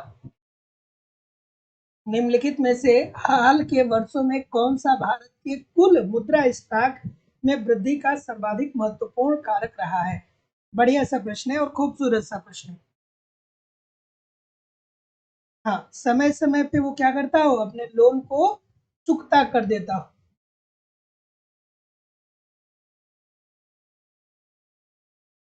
बिल्कुल ठीक है। ऑप्शन नंबर क्या आ रहा है? बिल्कुल बिल्कुल बिल्कुल बिल्कुल, क्या बोल रहे हैं भैया? ऑप्शन नंबर डी बोल रहे हैं, सभी लोग डी बोल रहे हैं। आज का सेशन आसान है क्या भाई? गलतियां बहुत कम हो रही है आज। सेशन आसान है क्या आज का? अच्छा चलिए कोई बात नहीं, कभी कभी आसान हो जाता है। तो निम्नलिखित में से हाल के वर्षों में कौन सा भारत के कुल मुद्रा स्टॉक अर्थात M3 में वृद्धि का सर्वाधिक महत्वपूर्ण कारक रहा है? तो M3 में वृद्धि का सर्वाधिक महत्वपूर्ण कारण है कि बैंकिंग क्षेत्र की विदेशी मुद्रा परिसंपत्तियों में क्या हो रहा है, परिवर्तन देखने को मिल रहा है। तो जितने लोग भी डी बोल रहे हैं सभी लोग का उत्तर यहाँ पे एब्सोल्युटली ठीक है। अगला प्रश्न, 10वीं योजना अर्थात 10वीं पंचवर्षीय योजना में निम्न में से सर्वाधिक प्राथमिकता दी गई है, किसको दी गई है भैया? बिल्कुल ठीक है, थोड़ा सा लाइक और शेयर किया करिए, निवेदन है सभी लोगों से। मेरी तबीयत ठीक नहीं है फिर भी मैं आप लोगों की 2 घंटे की क्लास ले रहा हूँ। आप लाइक शेयर नहीं करेंगे तो मानवता से क्या होगा, विश्वास उठ जाएगा, है ना? तो कृपया करके लाइक शेयर किया करिए। 10वीं योजना में निम्न में से सर्वाधिक प्राथमिकता दी गई, क्या उत्तर आ रहा है भाई? 10वीं पंचवर्षीय योजना कब से कब तक? 10वीं पंचवर्षीय योजना कब से कब तक? 2002 से 2007, 2002 से 2007। ठीक है, फिर क्या क्या याद आना चाहिए? पहली पंचवर्षीय योजना हैरत डोमर मॉडल, दूसरी पंचवर्षीय योजना पीसी महालोनोविस मॉडल पे आधारित थी, पहली हैरत डोमर मॉडल पे आधारित थी। योजना अवकाश कब, 1966 से 69 तक। फिर पांचवी पंचवर्षीय योजना में गरीबी उन्मूलन, 8वीं पंचवर्षीय योजना मैक्स मूलर मॉडल, 11वीं पंचवर्षीय योजना समावेशी विकास, अंतिम पंचवर्षीय योजना 12वीं पंचवर्षीय योजना क्या थीम था, उच्चतर समावेशी विकास। एक प्रश्न पक्का आपके पेपर में यहाँ से पूछा जाएगा, क्या उत्तर होगा भाई? क्या उत्तर आ रहा है? तो जितने लोग भी कह रहे हैं कि जितने लोग भी क्या बोल रहे हैं, डी बोल रहे हैं ऊर्जा क्षेत्र, सभी लोग का उत्तर यहाँ पे बिल्कुल सही है सर, कि 10वीं पंचवर्षीय योजना में सर्वाधिक प्राथमिकता जो दी गई थी वो ऊर्जा क्षेत्र को दिया गया था। अगला, भारत में राज्यों एवं राष्ट्र की गरीबी का अनुमान योजना आयोग निम्न में से किस अर्थशास्त्री के दिए हुए सूत्र के आधार पे लगाता था हो जाएगा, अब है नहीं। बिल्कुल ठीक है, क्या उत्तर आ रहा है सर? और जो लोग भी चैनल को सब्सक्राइब नहीं किए हैं, आप चैनल को सब्सक्राइब करके बेल आइकन को भी क्लिक कर दीजिए ताकि 7 बजे जब मैं लाइव आता हूं तो आपको नोटिफिकेशन मिल जाए। चलिए भाई, सी बोल रहे हैं, सी के अलावा कोई और है? और कोई भाई? सी के अलावा कोई नहीं है? सभी बोल रहे हैं सर जी लकड़वाड़ा, लकड़वाड़ा समिति, बिल्कुल ठीक है। तो जितने लोग भी सी बोल रहे हैं सभी लोग का उत्तर यहाँ पे बिल्कुल ठीक हो जाएगा। तो याद रखिएगा कि राज्य भारत में राज्यों एवं गरीबी का अनुमान योजना आयोग निम्न में से किस अर्थशास्त्री के द्वारा दिए गए सूत्र के आधार पर लगाता था? तो वो है दोस्तों लकड़वाड़ा। तो जितने लोग भी ऑप्शन नंबर सी बोल रहे हैं सभी लोग का उत्तर ठीक हो जाएगा। अगला, एमआरटीपी अधिनियम को प्रतिस्थापित कर दिया गया। एमआरटीपी अधिनियम किससे संबंधित है दोस्तों? एकाधिकार समाप्ति से। एकाधिकार के अंत से। चलिए बताइए सर। बिल्कुल ठीक है। हाँ भाई, नाग पंचमी का मजा तो वही ले सकता है जो गांव में हो। शहर वाले तो नहीं सेलिब्रेट कर पाते हैं ज्यादा अच्छे से। गांव में खूब मजा आता है ना। गांव में लोग कबड्डी खेलते हैं। ठीक है। गांव में क्या होता है, कबड्डी खेला जाता है। अखाड़े खोदे जाते हैं। लोग आपस में क्या करते हैं, एक दूसरे से लड़ते हैं, है ना। अब तो खैर जिंदगी इतनी फास्ट हो गई है, गांव में भी वो चीजें नहीं बची हैं। लेकिन फिर भी कहीं कहीं पे ऐसी चीजें होती हैं, है ना। झूला होता है, जिसको क्या होते हैं, झूले पे लोग झूलते हैं, फिर क्या करते हैं, गाना गाते हैं। एक खूबसूरत सा मौसम होता है, मजेदार सा दिन होता है आज का, है ना। कोई बात नहीं, चलिए ठीक है। बचपन में मैंने भी खूब एंजॉय किया है। चलिए इस प्रश्न का उत्तर करिए। तो जितने लोग भी क्या बोल रहे हैं कि एमआरटीपी अधिनियम को प्रतिस्थापित कर दिया गया, तो जितने लोग भी सी बोल रहे हैं, सभी लोग का उत्तर यहाँ पे बिल्कुल ठीक है। तो कंपटीशन अधिनियम 2002 के द्वारा, ठीक है। तो जितने लोग भी सी बोल रहे हैं बिल्कुल ठीक है। और देखिए, मैं जहाँ तक मेरी समझ है, अगर जो आपने गांव में अपनी जिंदगी नहीं बिताई है ना, तो आपने जिंदगी का एक बहुत ही खूबसूरत पहलू जो है वो खो दिया है ना। तो गांव में अगर जो बचपना बीत जाए, तो इससे बेहतरीन और कुछ नहीं होगा। शहर में क्या होता है, शहर के बच्चे क्या करते हैं, एक साइकिल दे दिया जाता है और उसी गली में 10 मीटर इधर 10 मीटर उधर। और गांव में क्या होता है, गांव में 2-2 किलोमीटर दूर तक, 3-3 किलोमीटर दूर तक छोटे छोटे बच्चे जाते हैं, घूमने जाते हैं, क्रिकेट खेलते हैं, पूरा दिन भर खेलते हैं, कोई टेंशन नहीं है। चलिए इस प्रश्न का उत्तर करिए कि भारत सरकार ने एक कीमत स्थिरीकरण कोष की स्थापना की, जिससे कि निम्न क्षेत्रों में उत्पादकों की क्षतिपूर्ति की जा सके। तो जैसा कि मैं देख पा रहा हूँ, बिल्कुल ठीक है, बिल्कुल ठीक है, आप बोलेंगे। जैसा कि मैं देख पा रहा हूँ, आप बोलेंगे ऑप्शन नंबर ए। तो जितने भी ए बोलेंगे बिल्कुल ठीक हो जाएगा, कॉफी एवं चाय। ठीक है, बिल्कुल। तो जितने लोग भी ए बोल रहे हैं, कॉफी एवं चाय, सभी लोग का उत्तर ठीक है। तो भारत सरकार ने एक कीमत स्थिरीकरण कोष की स्थापना की, जिससे निम्न क्षेत्र के उत्पादकों की क्षतिपूर्ति की जाए। तो जो किसान भी कॉफी और चाय का उत्पादन कर रहे हैं, अगर जो इन केस उनको क्या होता है कि नुकसान होता है, ठीक है, तो उसे गवर्नमेंट उनकी क्षतिपूर्ति कर देगी। और इस कोष का नाम है कीमत स्थिरीकरण कोष। क्यों किया गया है ऐसा, इसलिए किया गया है कि देखिए, हम चाय और कॉफी का निर्यात भी करते हैं। तो निर्यात करते हैं, तो चाय और कॉफी का उत्पादन बढ़ाने के लिए हमें किसानों को अश्योर करना पड़ेगा कि भैया अगर जो उन्हें नुकसान भी हो जा रहा है तो कोई दिक्कत नहीं है, हम है ना, हम आपकी भरपाई कर देंगे। चलिए आप अगले फसल के लिए तैयारी करिए। तो जितने लोग भी ऑप्शन नंबर ए बोल रहे हैं बिल्कुल ठीक बोल रहे हैं। जवाहर ग्राम समृद्धि योजना तथा सुनिश्चित रोजगार योजना को समेकित कर विलय कर दिया गया। ठीक है।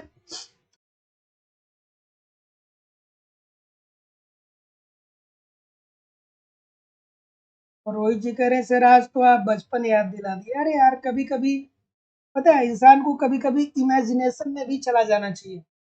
कभी कभी बैठे हैं, थोड़ा बहुत सोच लिया करिए कि आपका बचपन कैसा था, कितना खूबसूरत था, है ना। ये भी आपको क्या देता है, हैप्पीनेस देता है। और जिंदगी में क्या चाहिए, हैप्पीनेस चाहिए, खुशी चाहिए। सबका मुख्य रूप से तो उद्देश्य यही है ना कि हमारे पास नौकरी होगी, पैसा होगा तो हमें खुशी मिलेगी। लेकिन बहुत सारी ऐसी चीजें हैं जिसको थोड़ा थोड़ा करके आप जिंदगी में खुशी प्राप्त कर सकते हैं। तो जब भी थोड़ा सा टाइम मिले, ऊब जाए बहुत ज्यादा लाइफ से, थोड़ा बहुत रिवाइज करिए कि कैसा रहा आपका बचपन, कितना खूबसूरत था, कितना मजेदार था, बहुत ज्यादा था। ठीक है। इस प्रश्न का उत्तर करिए कि जवाहर ग्राम समृद्धि योजना तथा सुनिश्चित रोजगार योजना को समेकित कर विलय कर दिया गया। किसमें कर दिया गया? वो कर दिया गया संपूर्ण ग्रामीण रोजगार योजना के अंतर्गत। तो जितने लोग भी डी बोल रहे हैं सभी लोग का उत्तर यहाँ पे बिल्कुल ठीक हो जाएगा कि जवाहर ग्राम समृद्धि योजना तथा सुनिश्चित ग्राम योजना को समेकित कर विलय कर दिया गया संपूर्ण ग्रामीण रोजगार कार्यक्रम में। जो लोग भी इकोनॉमिक्स की कॉन्सेप्ट पढ़ रहे हैं मैंने सब विस्तार से एक बार नहीं अनेकों बार इन सारी चीजों को पढ़ाया है और इन प्रश्नों के लिए आपको कॉन्सेप्ट पढ़ना पड़ेगा। आप ये चाहेंगे डायरेक्ट याद कर लिया जाए तो फिर क्या होगा, मिक्सअप हो जाएगा। बिल्कुल, इस प्रश्न का उत्तर करिए कि सन 1967 में प्रसिद्ध दत्त समिति का गठन किया गया था। चलिए क्या उत्तर होगा भाई? दत्त समिति का गठन क्यों किया गया था सर? 1967 में दत्त समिति का गठन क्यों किया गया था सर? किया गया था क्यों? ऑप्शन नंबर डी बता रहे हैं। बिल्कुल, तो जितने लोग भी डी बता रहे हैं बिल्कुल ठीक है।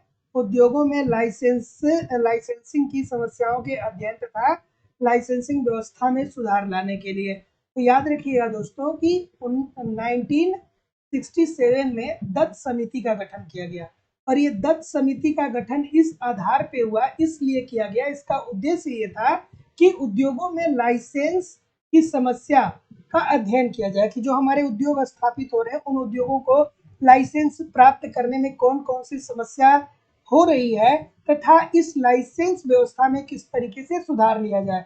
तो जितने लोग भी डी बोल रहे हैं बिल्कुल ठीक है।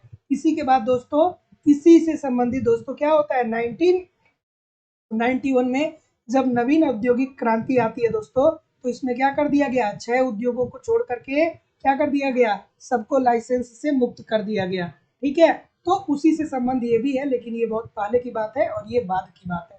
ठीक है, तो यहाँ पे केवल समस्याओं का अध्ययन और उसमें सुधार लाने की बात होती है, लेकिन यहाँ पे दोस्तों 6 उद्योगों को छोड़ के सबको क्या कर दिया गया, जाइए कपड़ा का उत्पादन करना है, लाइसेंस लेने की जरूरत नहीं है। अगला कि बैंकिंग सुधार समिति को निम्न में से किस नाम से भी जाना जाता है? बैंकिंग सुधार समिति, इजी से बात है भाई, बताइए। सुंदरी कुमारी जी, अरुणिमा तिवारी जी, सुनीता जी, राजन सिंह जी, नसीम फातिमा जी, अफसाना सिद्दीकी जी, शिवानी श्रीवास्तव जी, अमरेज यादव जी, दीक्षा सिंह जी, प्रभाकर कुमार जी बिल्कुल ठीक है, अरुंधति देवी जी बिल्कुल ठीक है, अरविंद जी बहुत तेजी से उत्तर आ रहा है, सुनीता तिवारी जी, अभी चौधरी जी बिल्कुल ठीक है, संगीता जी, नीलम कुमारी जी। चलिए क्या उत्तर आ रहा है, डी बोल रहे हैं नरसिम्हन समिति, सभी लोग का उत्तर यहाँ पे बिल्कुल ठीक है। तो बैंकिंग सुधार समिति को निम्न नाम से जाना जाता है, तो नरसिम्हन समिति से भी जाना जाता है। तो जितने लोग भी ऑप्शन नंबर क्या बोल रहे हैं बिल्कुल ठीक बोल रहे हैं। नरसिम्हन समिति से दोस्तों बैंकिंग सुधार से संबंधित नरसिम्हन समिति बनी थी और 2 चरण में दोस्तों इसमें क्या हुआ था, 2 समितियां आई थी, पहली 1999, पहली 1998 में और दूसरी 1999 में। तो जितने लोग भी डी बोल रहे हैं सभी लोग का उत्तर यहाँ पे बिल्कुल ठीक हो जाएगा, 2 समितियों का गठन किया गया था। अगला प्रश्न ये रहा कि केल्डार हिक्स क्षतिपूर्ति मापदंड के अनुसार ऐसी आर्थिक नीति में परिवर्तन समाज कल्याण में वृद्धि करता हो जिसमें, बिल्कुल ठीक है। और दोस्तों लाइव स्टडी इलाहाबाद का मोबाइल एप्लीकेशन डिस्क्रिप्शन बॉक्स में है, उसको डाउनलोड कर लीजिए। वहाँ पे आपको टेस्ट सीरीज, वहाँ पे आपको प्रीवियस ईयर के क्वेश्चन पेपर, वहाँ पे आपको करेंट, वहाँ पे आपको टेस्ट, वहाँ पे आपको दोस्तों नोट्स, वहाँ पे पूरी इकोनॉमिक्स की कॉन्सेप्ट क्लासेस, सारी चीज़ें उपलब्ध है। आप अपने सिलेबस के अनुसार क्या कर सकते हैं दोस्तों, वहाँ पे कोर्स को परचेज कर सकते हैं। ईमानदारी से एप्लीकेशन पे पढ़ते रहिए, यूट्यूब पे प्रैक्टिस करते रहिए, कहीं भी इधर उधर से कुछ भी आपको कलेक्ट करने की जरूरत नहीं होगी। किसी भी इंक्वायरी के लिए इस नंबर पे आप कॉल कर सकते हैं या व्हाट्सएप मैसेज कर सकते हैं। क्या उत्तर आ रहा है भाई? बिल्कुल ठीक है, बिल्कुल ठीक है, बिल्कुल ठीक है, बिल्कुल ठीक है, डी बोल रहे हैं सभी लोग। तो जितने भी महानुभाव डी बोल रहे हैं सब के सब गलत हो जाएंगे। अरे भाई, पेरेटो पढ़ते हैं और पेरेटो के बाद यही महानुभाव तो आते हैं, पेरेटो के बाद यही तो महानुभाव आते हैं। पेरेटो कहते हैं कि देखिए, अगर जो हम एक की स्थिति खराब करेंगे तभी दूसरे को लाभ पहुंचाया जाएगा। लेकिन हिक्स और केल्डार कहते हैं कि नहीं भैया, हम पहले की क्षतिपूर्ति भी करेंगे और दूसरे को लाभ भी पहुंचाएंगे, अर्थात पहले को नुकसान भी नहीं होगा और दूसरे को हम लाभ भी पहुंचा देंगे। तो ये ऑप्शन नंबर बी होगा ना सर, कि यदि लाभार्थी क्षति उठाने वालों की क्षतिपूर्ति के पश्चात कुछ लाभ अपने पास क्या करता है, रखता है। तो कल्याणकारी अर्थशास्त्र में आप पढ़ते हैं, जहाँ पे आप पैरेटो को पढ़ते हैं, तो आप पैरेटो कहते हैं कि देखिए कि अगर जो एक को क्षति पहुंचाएंगे तो दूसरे को तभी लाभ मिलेगा। लेकिन इसका खंडन करते हुए केल्डार हिक्स आते हैं, तो कहते हैं नहीं भैया, पहले की जो क्षति हो रही है उसको हम भरपाई भी कर देंगे और दूसरे को हम लाभ भी पहुंचा देंगे। तो जितने लोग भी ऑप्शन नंबर क्या बोल रहे हैं, बी बोल रहे हैं, सभी लोग का उत्तर ठीक है। तो याद रखिएगा कि केल्डार हिक्स क्षतिपूर्ति मापदंड के अनुसार ऐसी आर्थिक नीति में परिवर्तन समाज कल्याण में वृद्धि करता है जिसमें यदि लाभार्थी क्षति उठाने वाले की क्षतिपूर्ति के पश्चात कुछ लाभ अपने पास क्या कर सके, रख सके। अगला, हाँ, इसके बाद सीटोवास्की साहब आते हैं। तो बिल्कुल अगला, भारत की व्यापार नीति में ऋणात्मक सूची उन वस्तुओं की है जिनका, ऋणात्मक सूची के अंतर्गत व्यापार के संदर्भ में जो सूची तैयार की गई है वो किसकी तैयार की गई है, चलिए ठीक है। क्या उत्तर आ रहा है भाई, ऑप्शन नंबर, बिल्कुल ठीक है, बिल्कुल ठीक है, बिल्कुल ठीक है, बिल्कुल ठीक है, बिल्कुल ठीक है। तो जितने लोग भी ऑप्शन नंबर क्या बोल रहे हैं, डी बोल रहे हैं, बिल्कुल ठीक बोल रहे हैं। रट गया होगा ये प्रश्न, कि जिसका व्यापार या तो प्रतिबंधित है या निषेधित है या कैनलाइज्ड है, अर्थात केवल विशिष्ट संस्थाओं के द्वारा आयात किया जा सके। तो जितने लोग भी डी बोल रहे हैं बिल्कुल ठीक है। तो याद रखिएगा कि भारत की व्यापार नीति में ऋणात्मक सूची में उन वस्तुओं को शामिल किया गया है जो व्यापार के लिए प्रतिबंधित है, जैसे ड्रग्स हो गया, वो व्यापार में प्रतिबंधित है, या दोस्तों कुछ मादक पदार्थ हैं जो निषेधित है, ठीक है, या जो कैनलाइज्ड है, अर्थात केवल विशिष्ट संस्थाओं के द्वारा ही आयात किए जा सकते हैं। तो जितने लोग भी डी बोल रहे हैं ठीक बोल रहे हैं। अगला, निम्नलिखित में से कौन सा भारतीय संघ बजट के राजस्व आय का स्रोत नहीं है। सभी लोग थोड़ा सा लाइक और शेयर कर दिया करिए, निवेदन है सभी लोगों से, इतने सारे लोग क्लास देख रहे हैं फिर भी लाइक और शेयर की संख्या कम है, तो लाइक किया करिए, शेयर भी किया करिए। क्या उत्तर आ रहा है भैया, 100 लाइक होने वाला है, ठीक है, चलिए बताइए। बिल्कुल ठीक है। और जो लोग भी चैनल को सब्सक्राइब नहीं किए हैं सर, आप चैनल को सब्सक्राइब करके बेल आइकन को क्लिक कर लीजिए, ताकि प्रत्येक दिन शाम को 7 बजे से क्लास होती है तो आपको क्या हो सके, नोटिफिकेशन मिल पाए। डी बोल रहे हैं, और कोई डी के अलावा, और कोई सर डी के अलावा, निम्नलिखित में से कौन सा भारतीय संघ बजट के राजस्व आय का स्रोत नहीं है। अरे सर, राजस्व आय का स्रोत होता क्या क्या है, सरकार को आय कहाँ से प्राप्त होती है। पहला तो सरकार टैक्स लगाता है, ठीक है, दूसरा सरकार या तो आंतरिक ऋण ले सकता है या बाह्य ऋण ले सकता है। भारतीय रिजर्व बैंक के द्वारा जो अधिकृत वसूली होती है, ये राजस्व की आय के स्रोत नहीं होते हैं दोस्तों।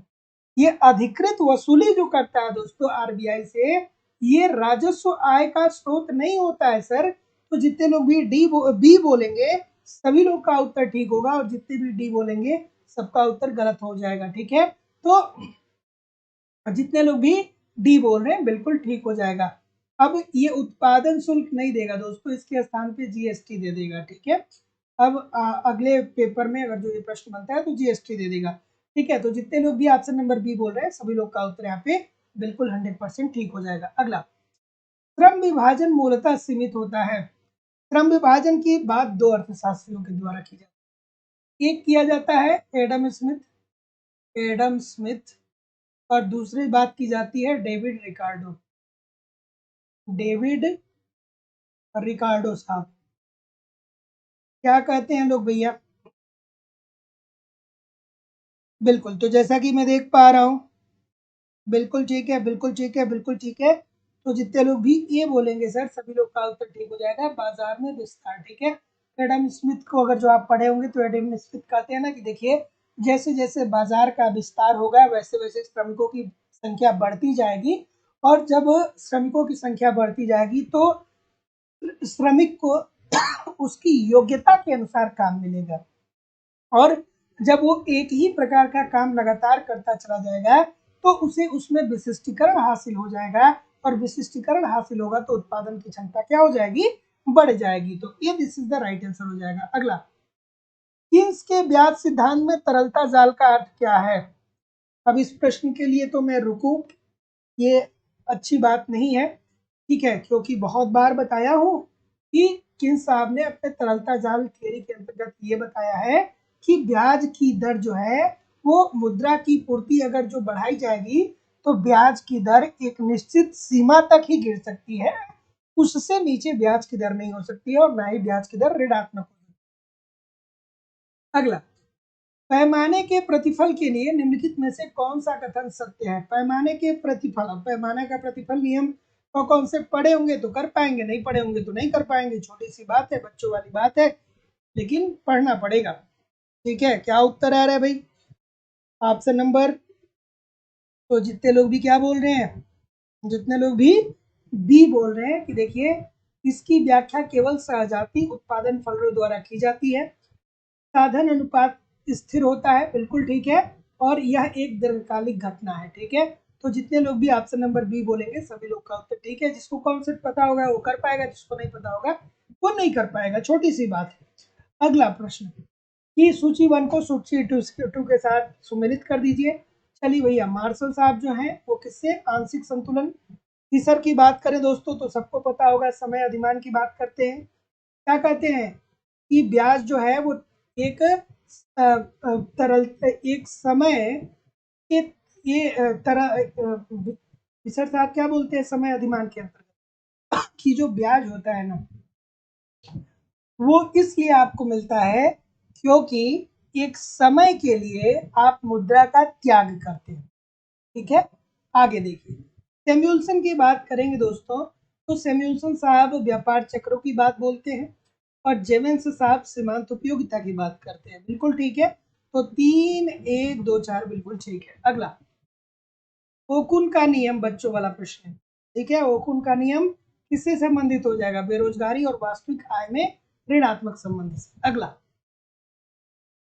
अर्थव्यवस्था में बचत दर 21% वार्षिकी है तथा पूंजी उत्पादन अनुपात जो है वो 2 संबंधी 1 है, तो अधिकतम आय वृद्धि दर क्या होगी? चलिए भाई, इजी सी बात है, बच्चों वाली बात है, कर दीजिए। आय वृद्धि दर क्या हो जाता है, एस अपान जी होता है।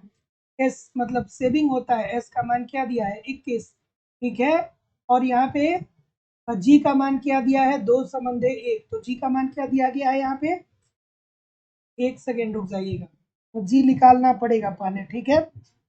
बचत दर जो दिया गया है, एक सेकेंड रुक जाइएगा, एस का मान कितना दिया गया है 21 दिया गया है, हाँ ठीक है, और जी का मान कितना दिया गया है, जी का मान जो दिया गया है वो 2 दिया गया है, बिल्कुल ठीक है। तो ये क्या हो जाएगा 10.5, ठीक है। तो जितने लोग भी बी बोल रहे हैं ठीक बोल रहे हैं। अगला, एक अर्थव्यवस्था में दीर्घकालीन समग्र उपभोग फलन, दीर्घकालीन उपभोग समग्र फलन क्या करता है भैया, सीधी सी बात है। तो एक अर्थव्यवस्था में दीर्घकालीन समग्र उपभोग फलन जो है आय और उपभोग के अनुपातिक संबंध को बताता है। तो जितने लोग भी ए बोल रहे हैं सभी लोग का उत्तर यहाँ पे बिल्कुल ठीक हो जाएगा, और ये जेम्स टोबिन साहब इसकी बात करते हैं। तो अगला प्रश्न आपके सामने दोस्तों ये रहा कि कुल निवेश व्यय निश्चित है तब किन्सियन दशाओं में बचत प्रवृत्ति में वृद्धि का परिणाम क्या होगा, बच्चों वाला प्रश्न है। अगर जो आप बचत ज्यादा करेंगे तो निवेश आपका क्या हो जाएगा, कम हो जाएगा, और निवेश अगर जो कम हो जाएगा तो ऐसी स्थिति में आपके आय में भी कमी आ जाएगी, अर्थात आपकी वास्तविक राष्ट्रीय आय में कमी आ जाएगी, अर्थात आपके उत्पादन में कमी आ जाएगी। अगला, सोलो के दीर्घकालीन विकास मॉडल की कौन सी मान्यता गलत है, सोलो साहब की मान्यता कौन सी गलत है भाई बताइए। बिल्कुल ठीक है, सोलो के दीर्घकालीन विकास मॉडल में कौन सी मान्यता गलत है, बिल्कुल ठीक है। तो जितने लोग भी क्या, अगला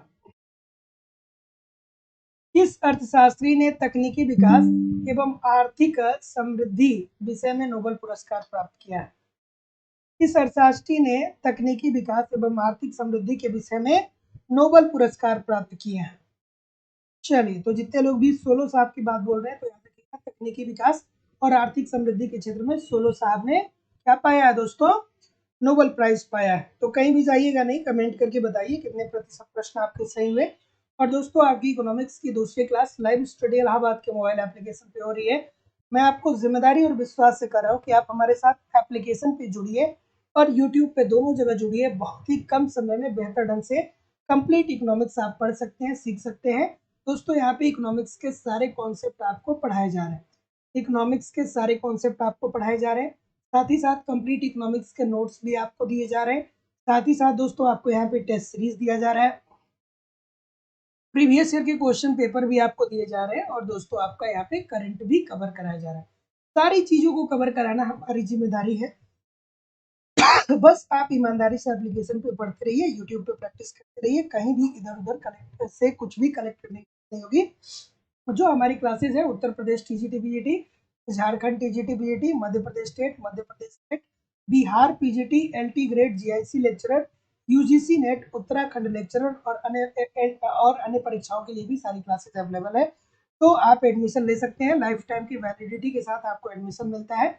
मध्य Pradesh state assistant professor UGC NET की फीस 2500 रुपये है। Uttar Pradesh TGT PGT, Jharkhand TGT PGT, Uttarakhand lecturer, Bihar PGT और अन्य परीक्षाओं की फीस केवल और केवल 2000 रुपये। तो आपको एडमिशन मिलने के लिए गूगल पे, फोन पे या पेटीएम के माध्यम से इस नंबर पर फीस पेमेंट करना होगा और उसका स्क्रीनशॉट आपको इसी व्हाट्सएप नंबर पे सेंड करना होगा। कोई भी आपको इंक्वायरी होगी तो इस नंबर पे कॉल कर सकते हैं या व्हाट्सएप मैसेज कर सकते हैं, या आप डिस्क्रिप्शन बॉक्स में जाइए, यहाँ पे आपको एप्लीकेशन का लिंक दिया गया है। एप्लीकेशन को डाउनलोड कर लीजिए और एप्लीकेशन को डाउनलोड करके डायरेक्ट भी कोर्स को परचेज कर सकते हैं। कोई भी इंक्वायरी होगी तो नीचे दिए गए नंबर पे कॉल या व्हाट्सएप मैसेज कर लीजिएगा। So thank you very much everybody. मिलते हैं कल शाम को 7 बजे एक नए उत्साह, नए एनर्जी के साथ। और साथ ही साथ दोस्तों, झारखंड पीजीटी का स्पेशल क्लास भी चल रहा है। तो आप सभी लोग, जो लोग भी नहीं ज्वाइन किए हैं, आप झारखंड पीजीटी का स्पेशल क्लास जरूर ज्वाइन कर लीजिए। दोपहर में 12 बजे से क्लास होती है। जो क्लास आपकी छूट गई है वो सारी रिकॉर्डेड फॉर्म में आपको मिल जाएंगी। So thank you very much everybody. मिलते हैं नए उत्साह, नए एनर्जी के साथ कल। तब तक के लिए आप पढ़ते रहिए, आगे बढ़ते रहिए। नमस्कार, धन्यवाद।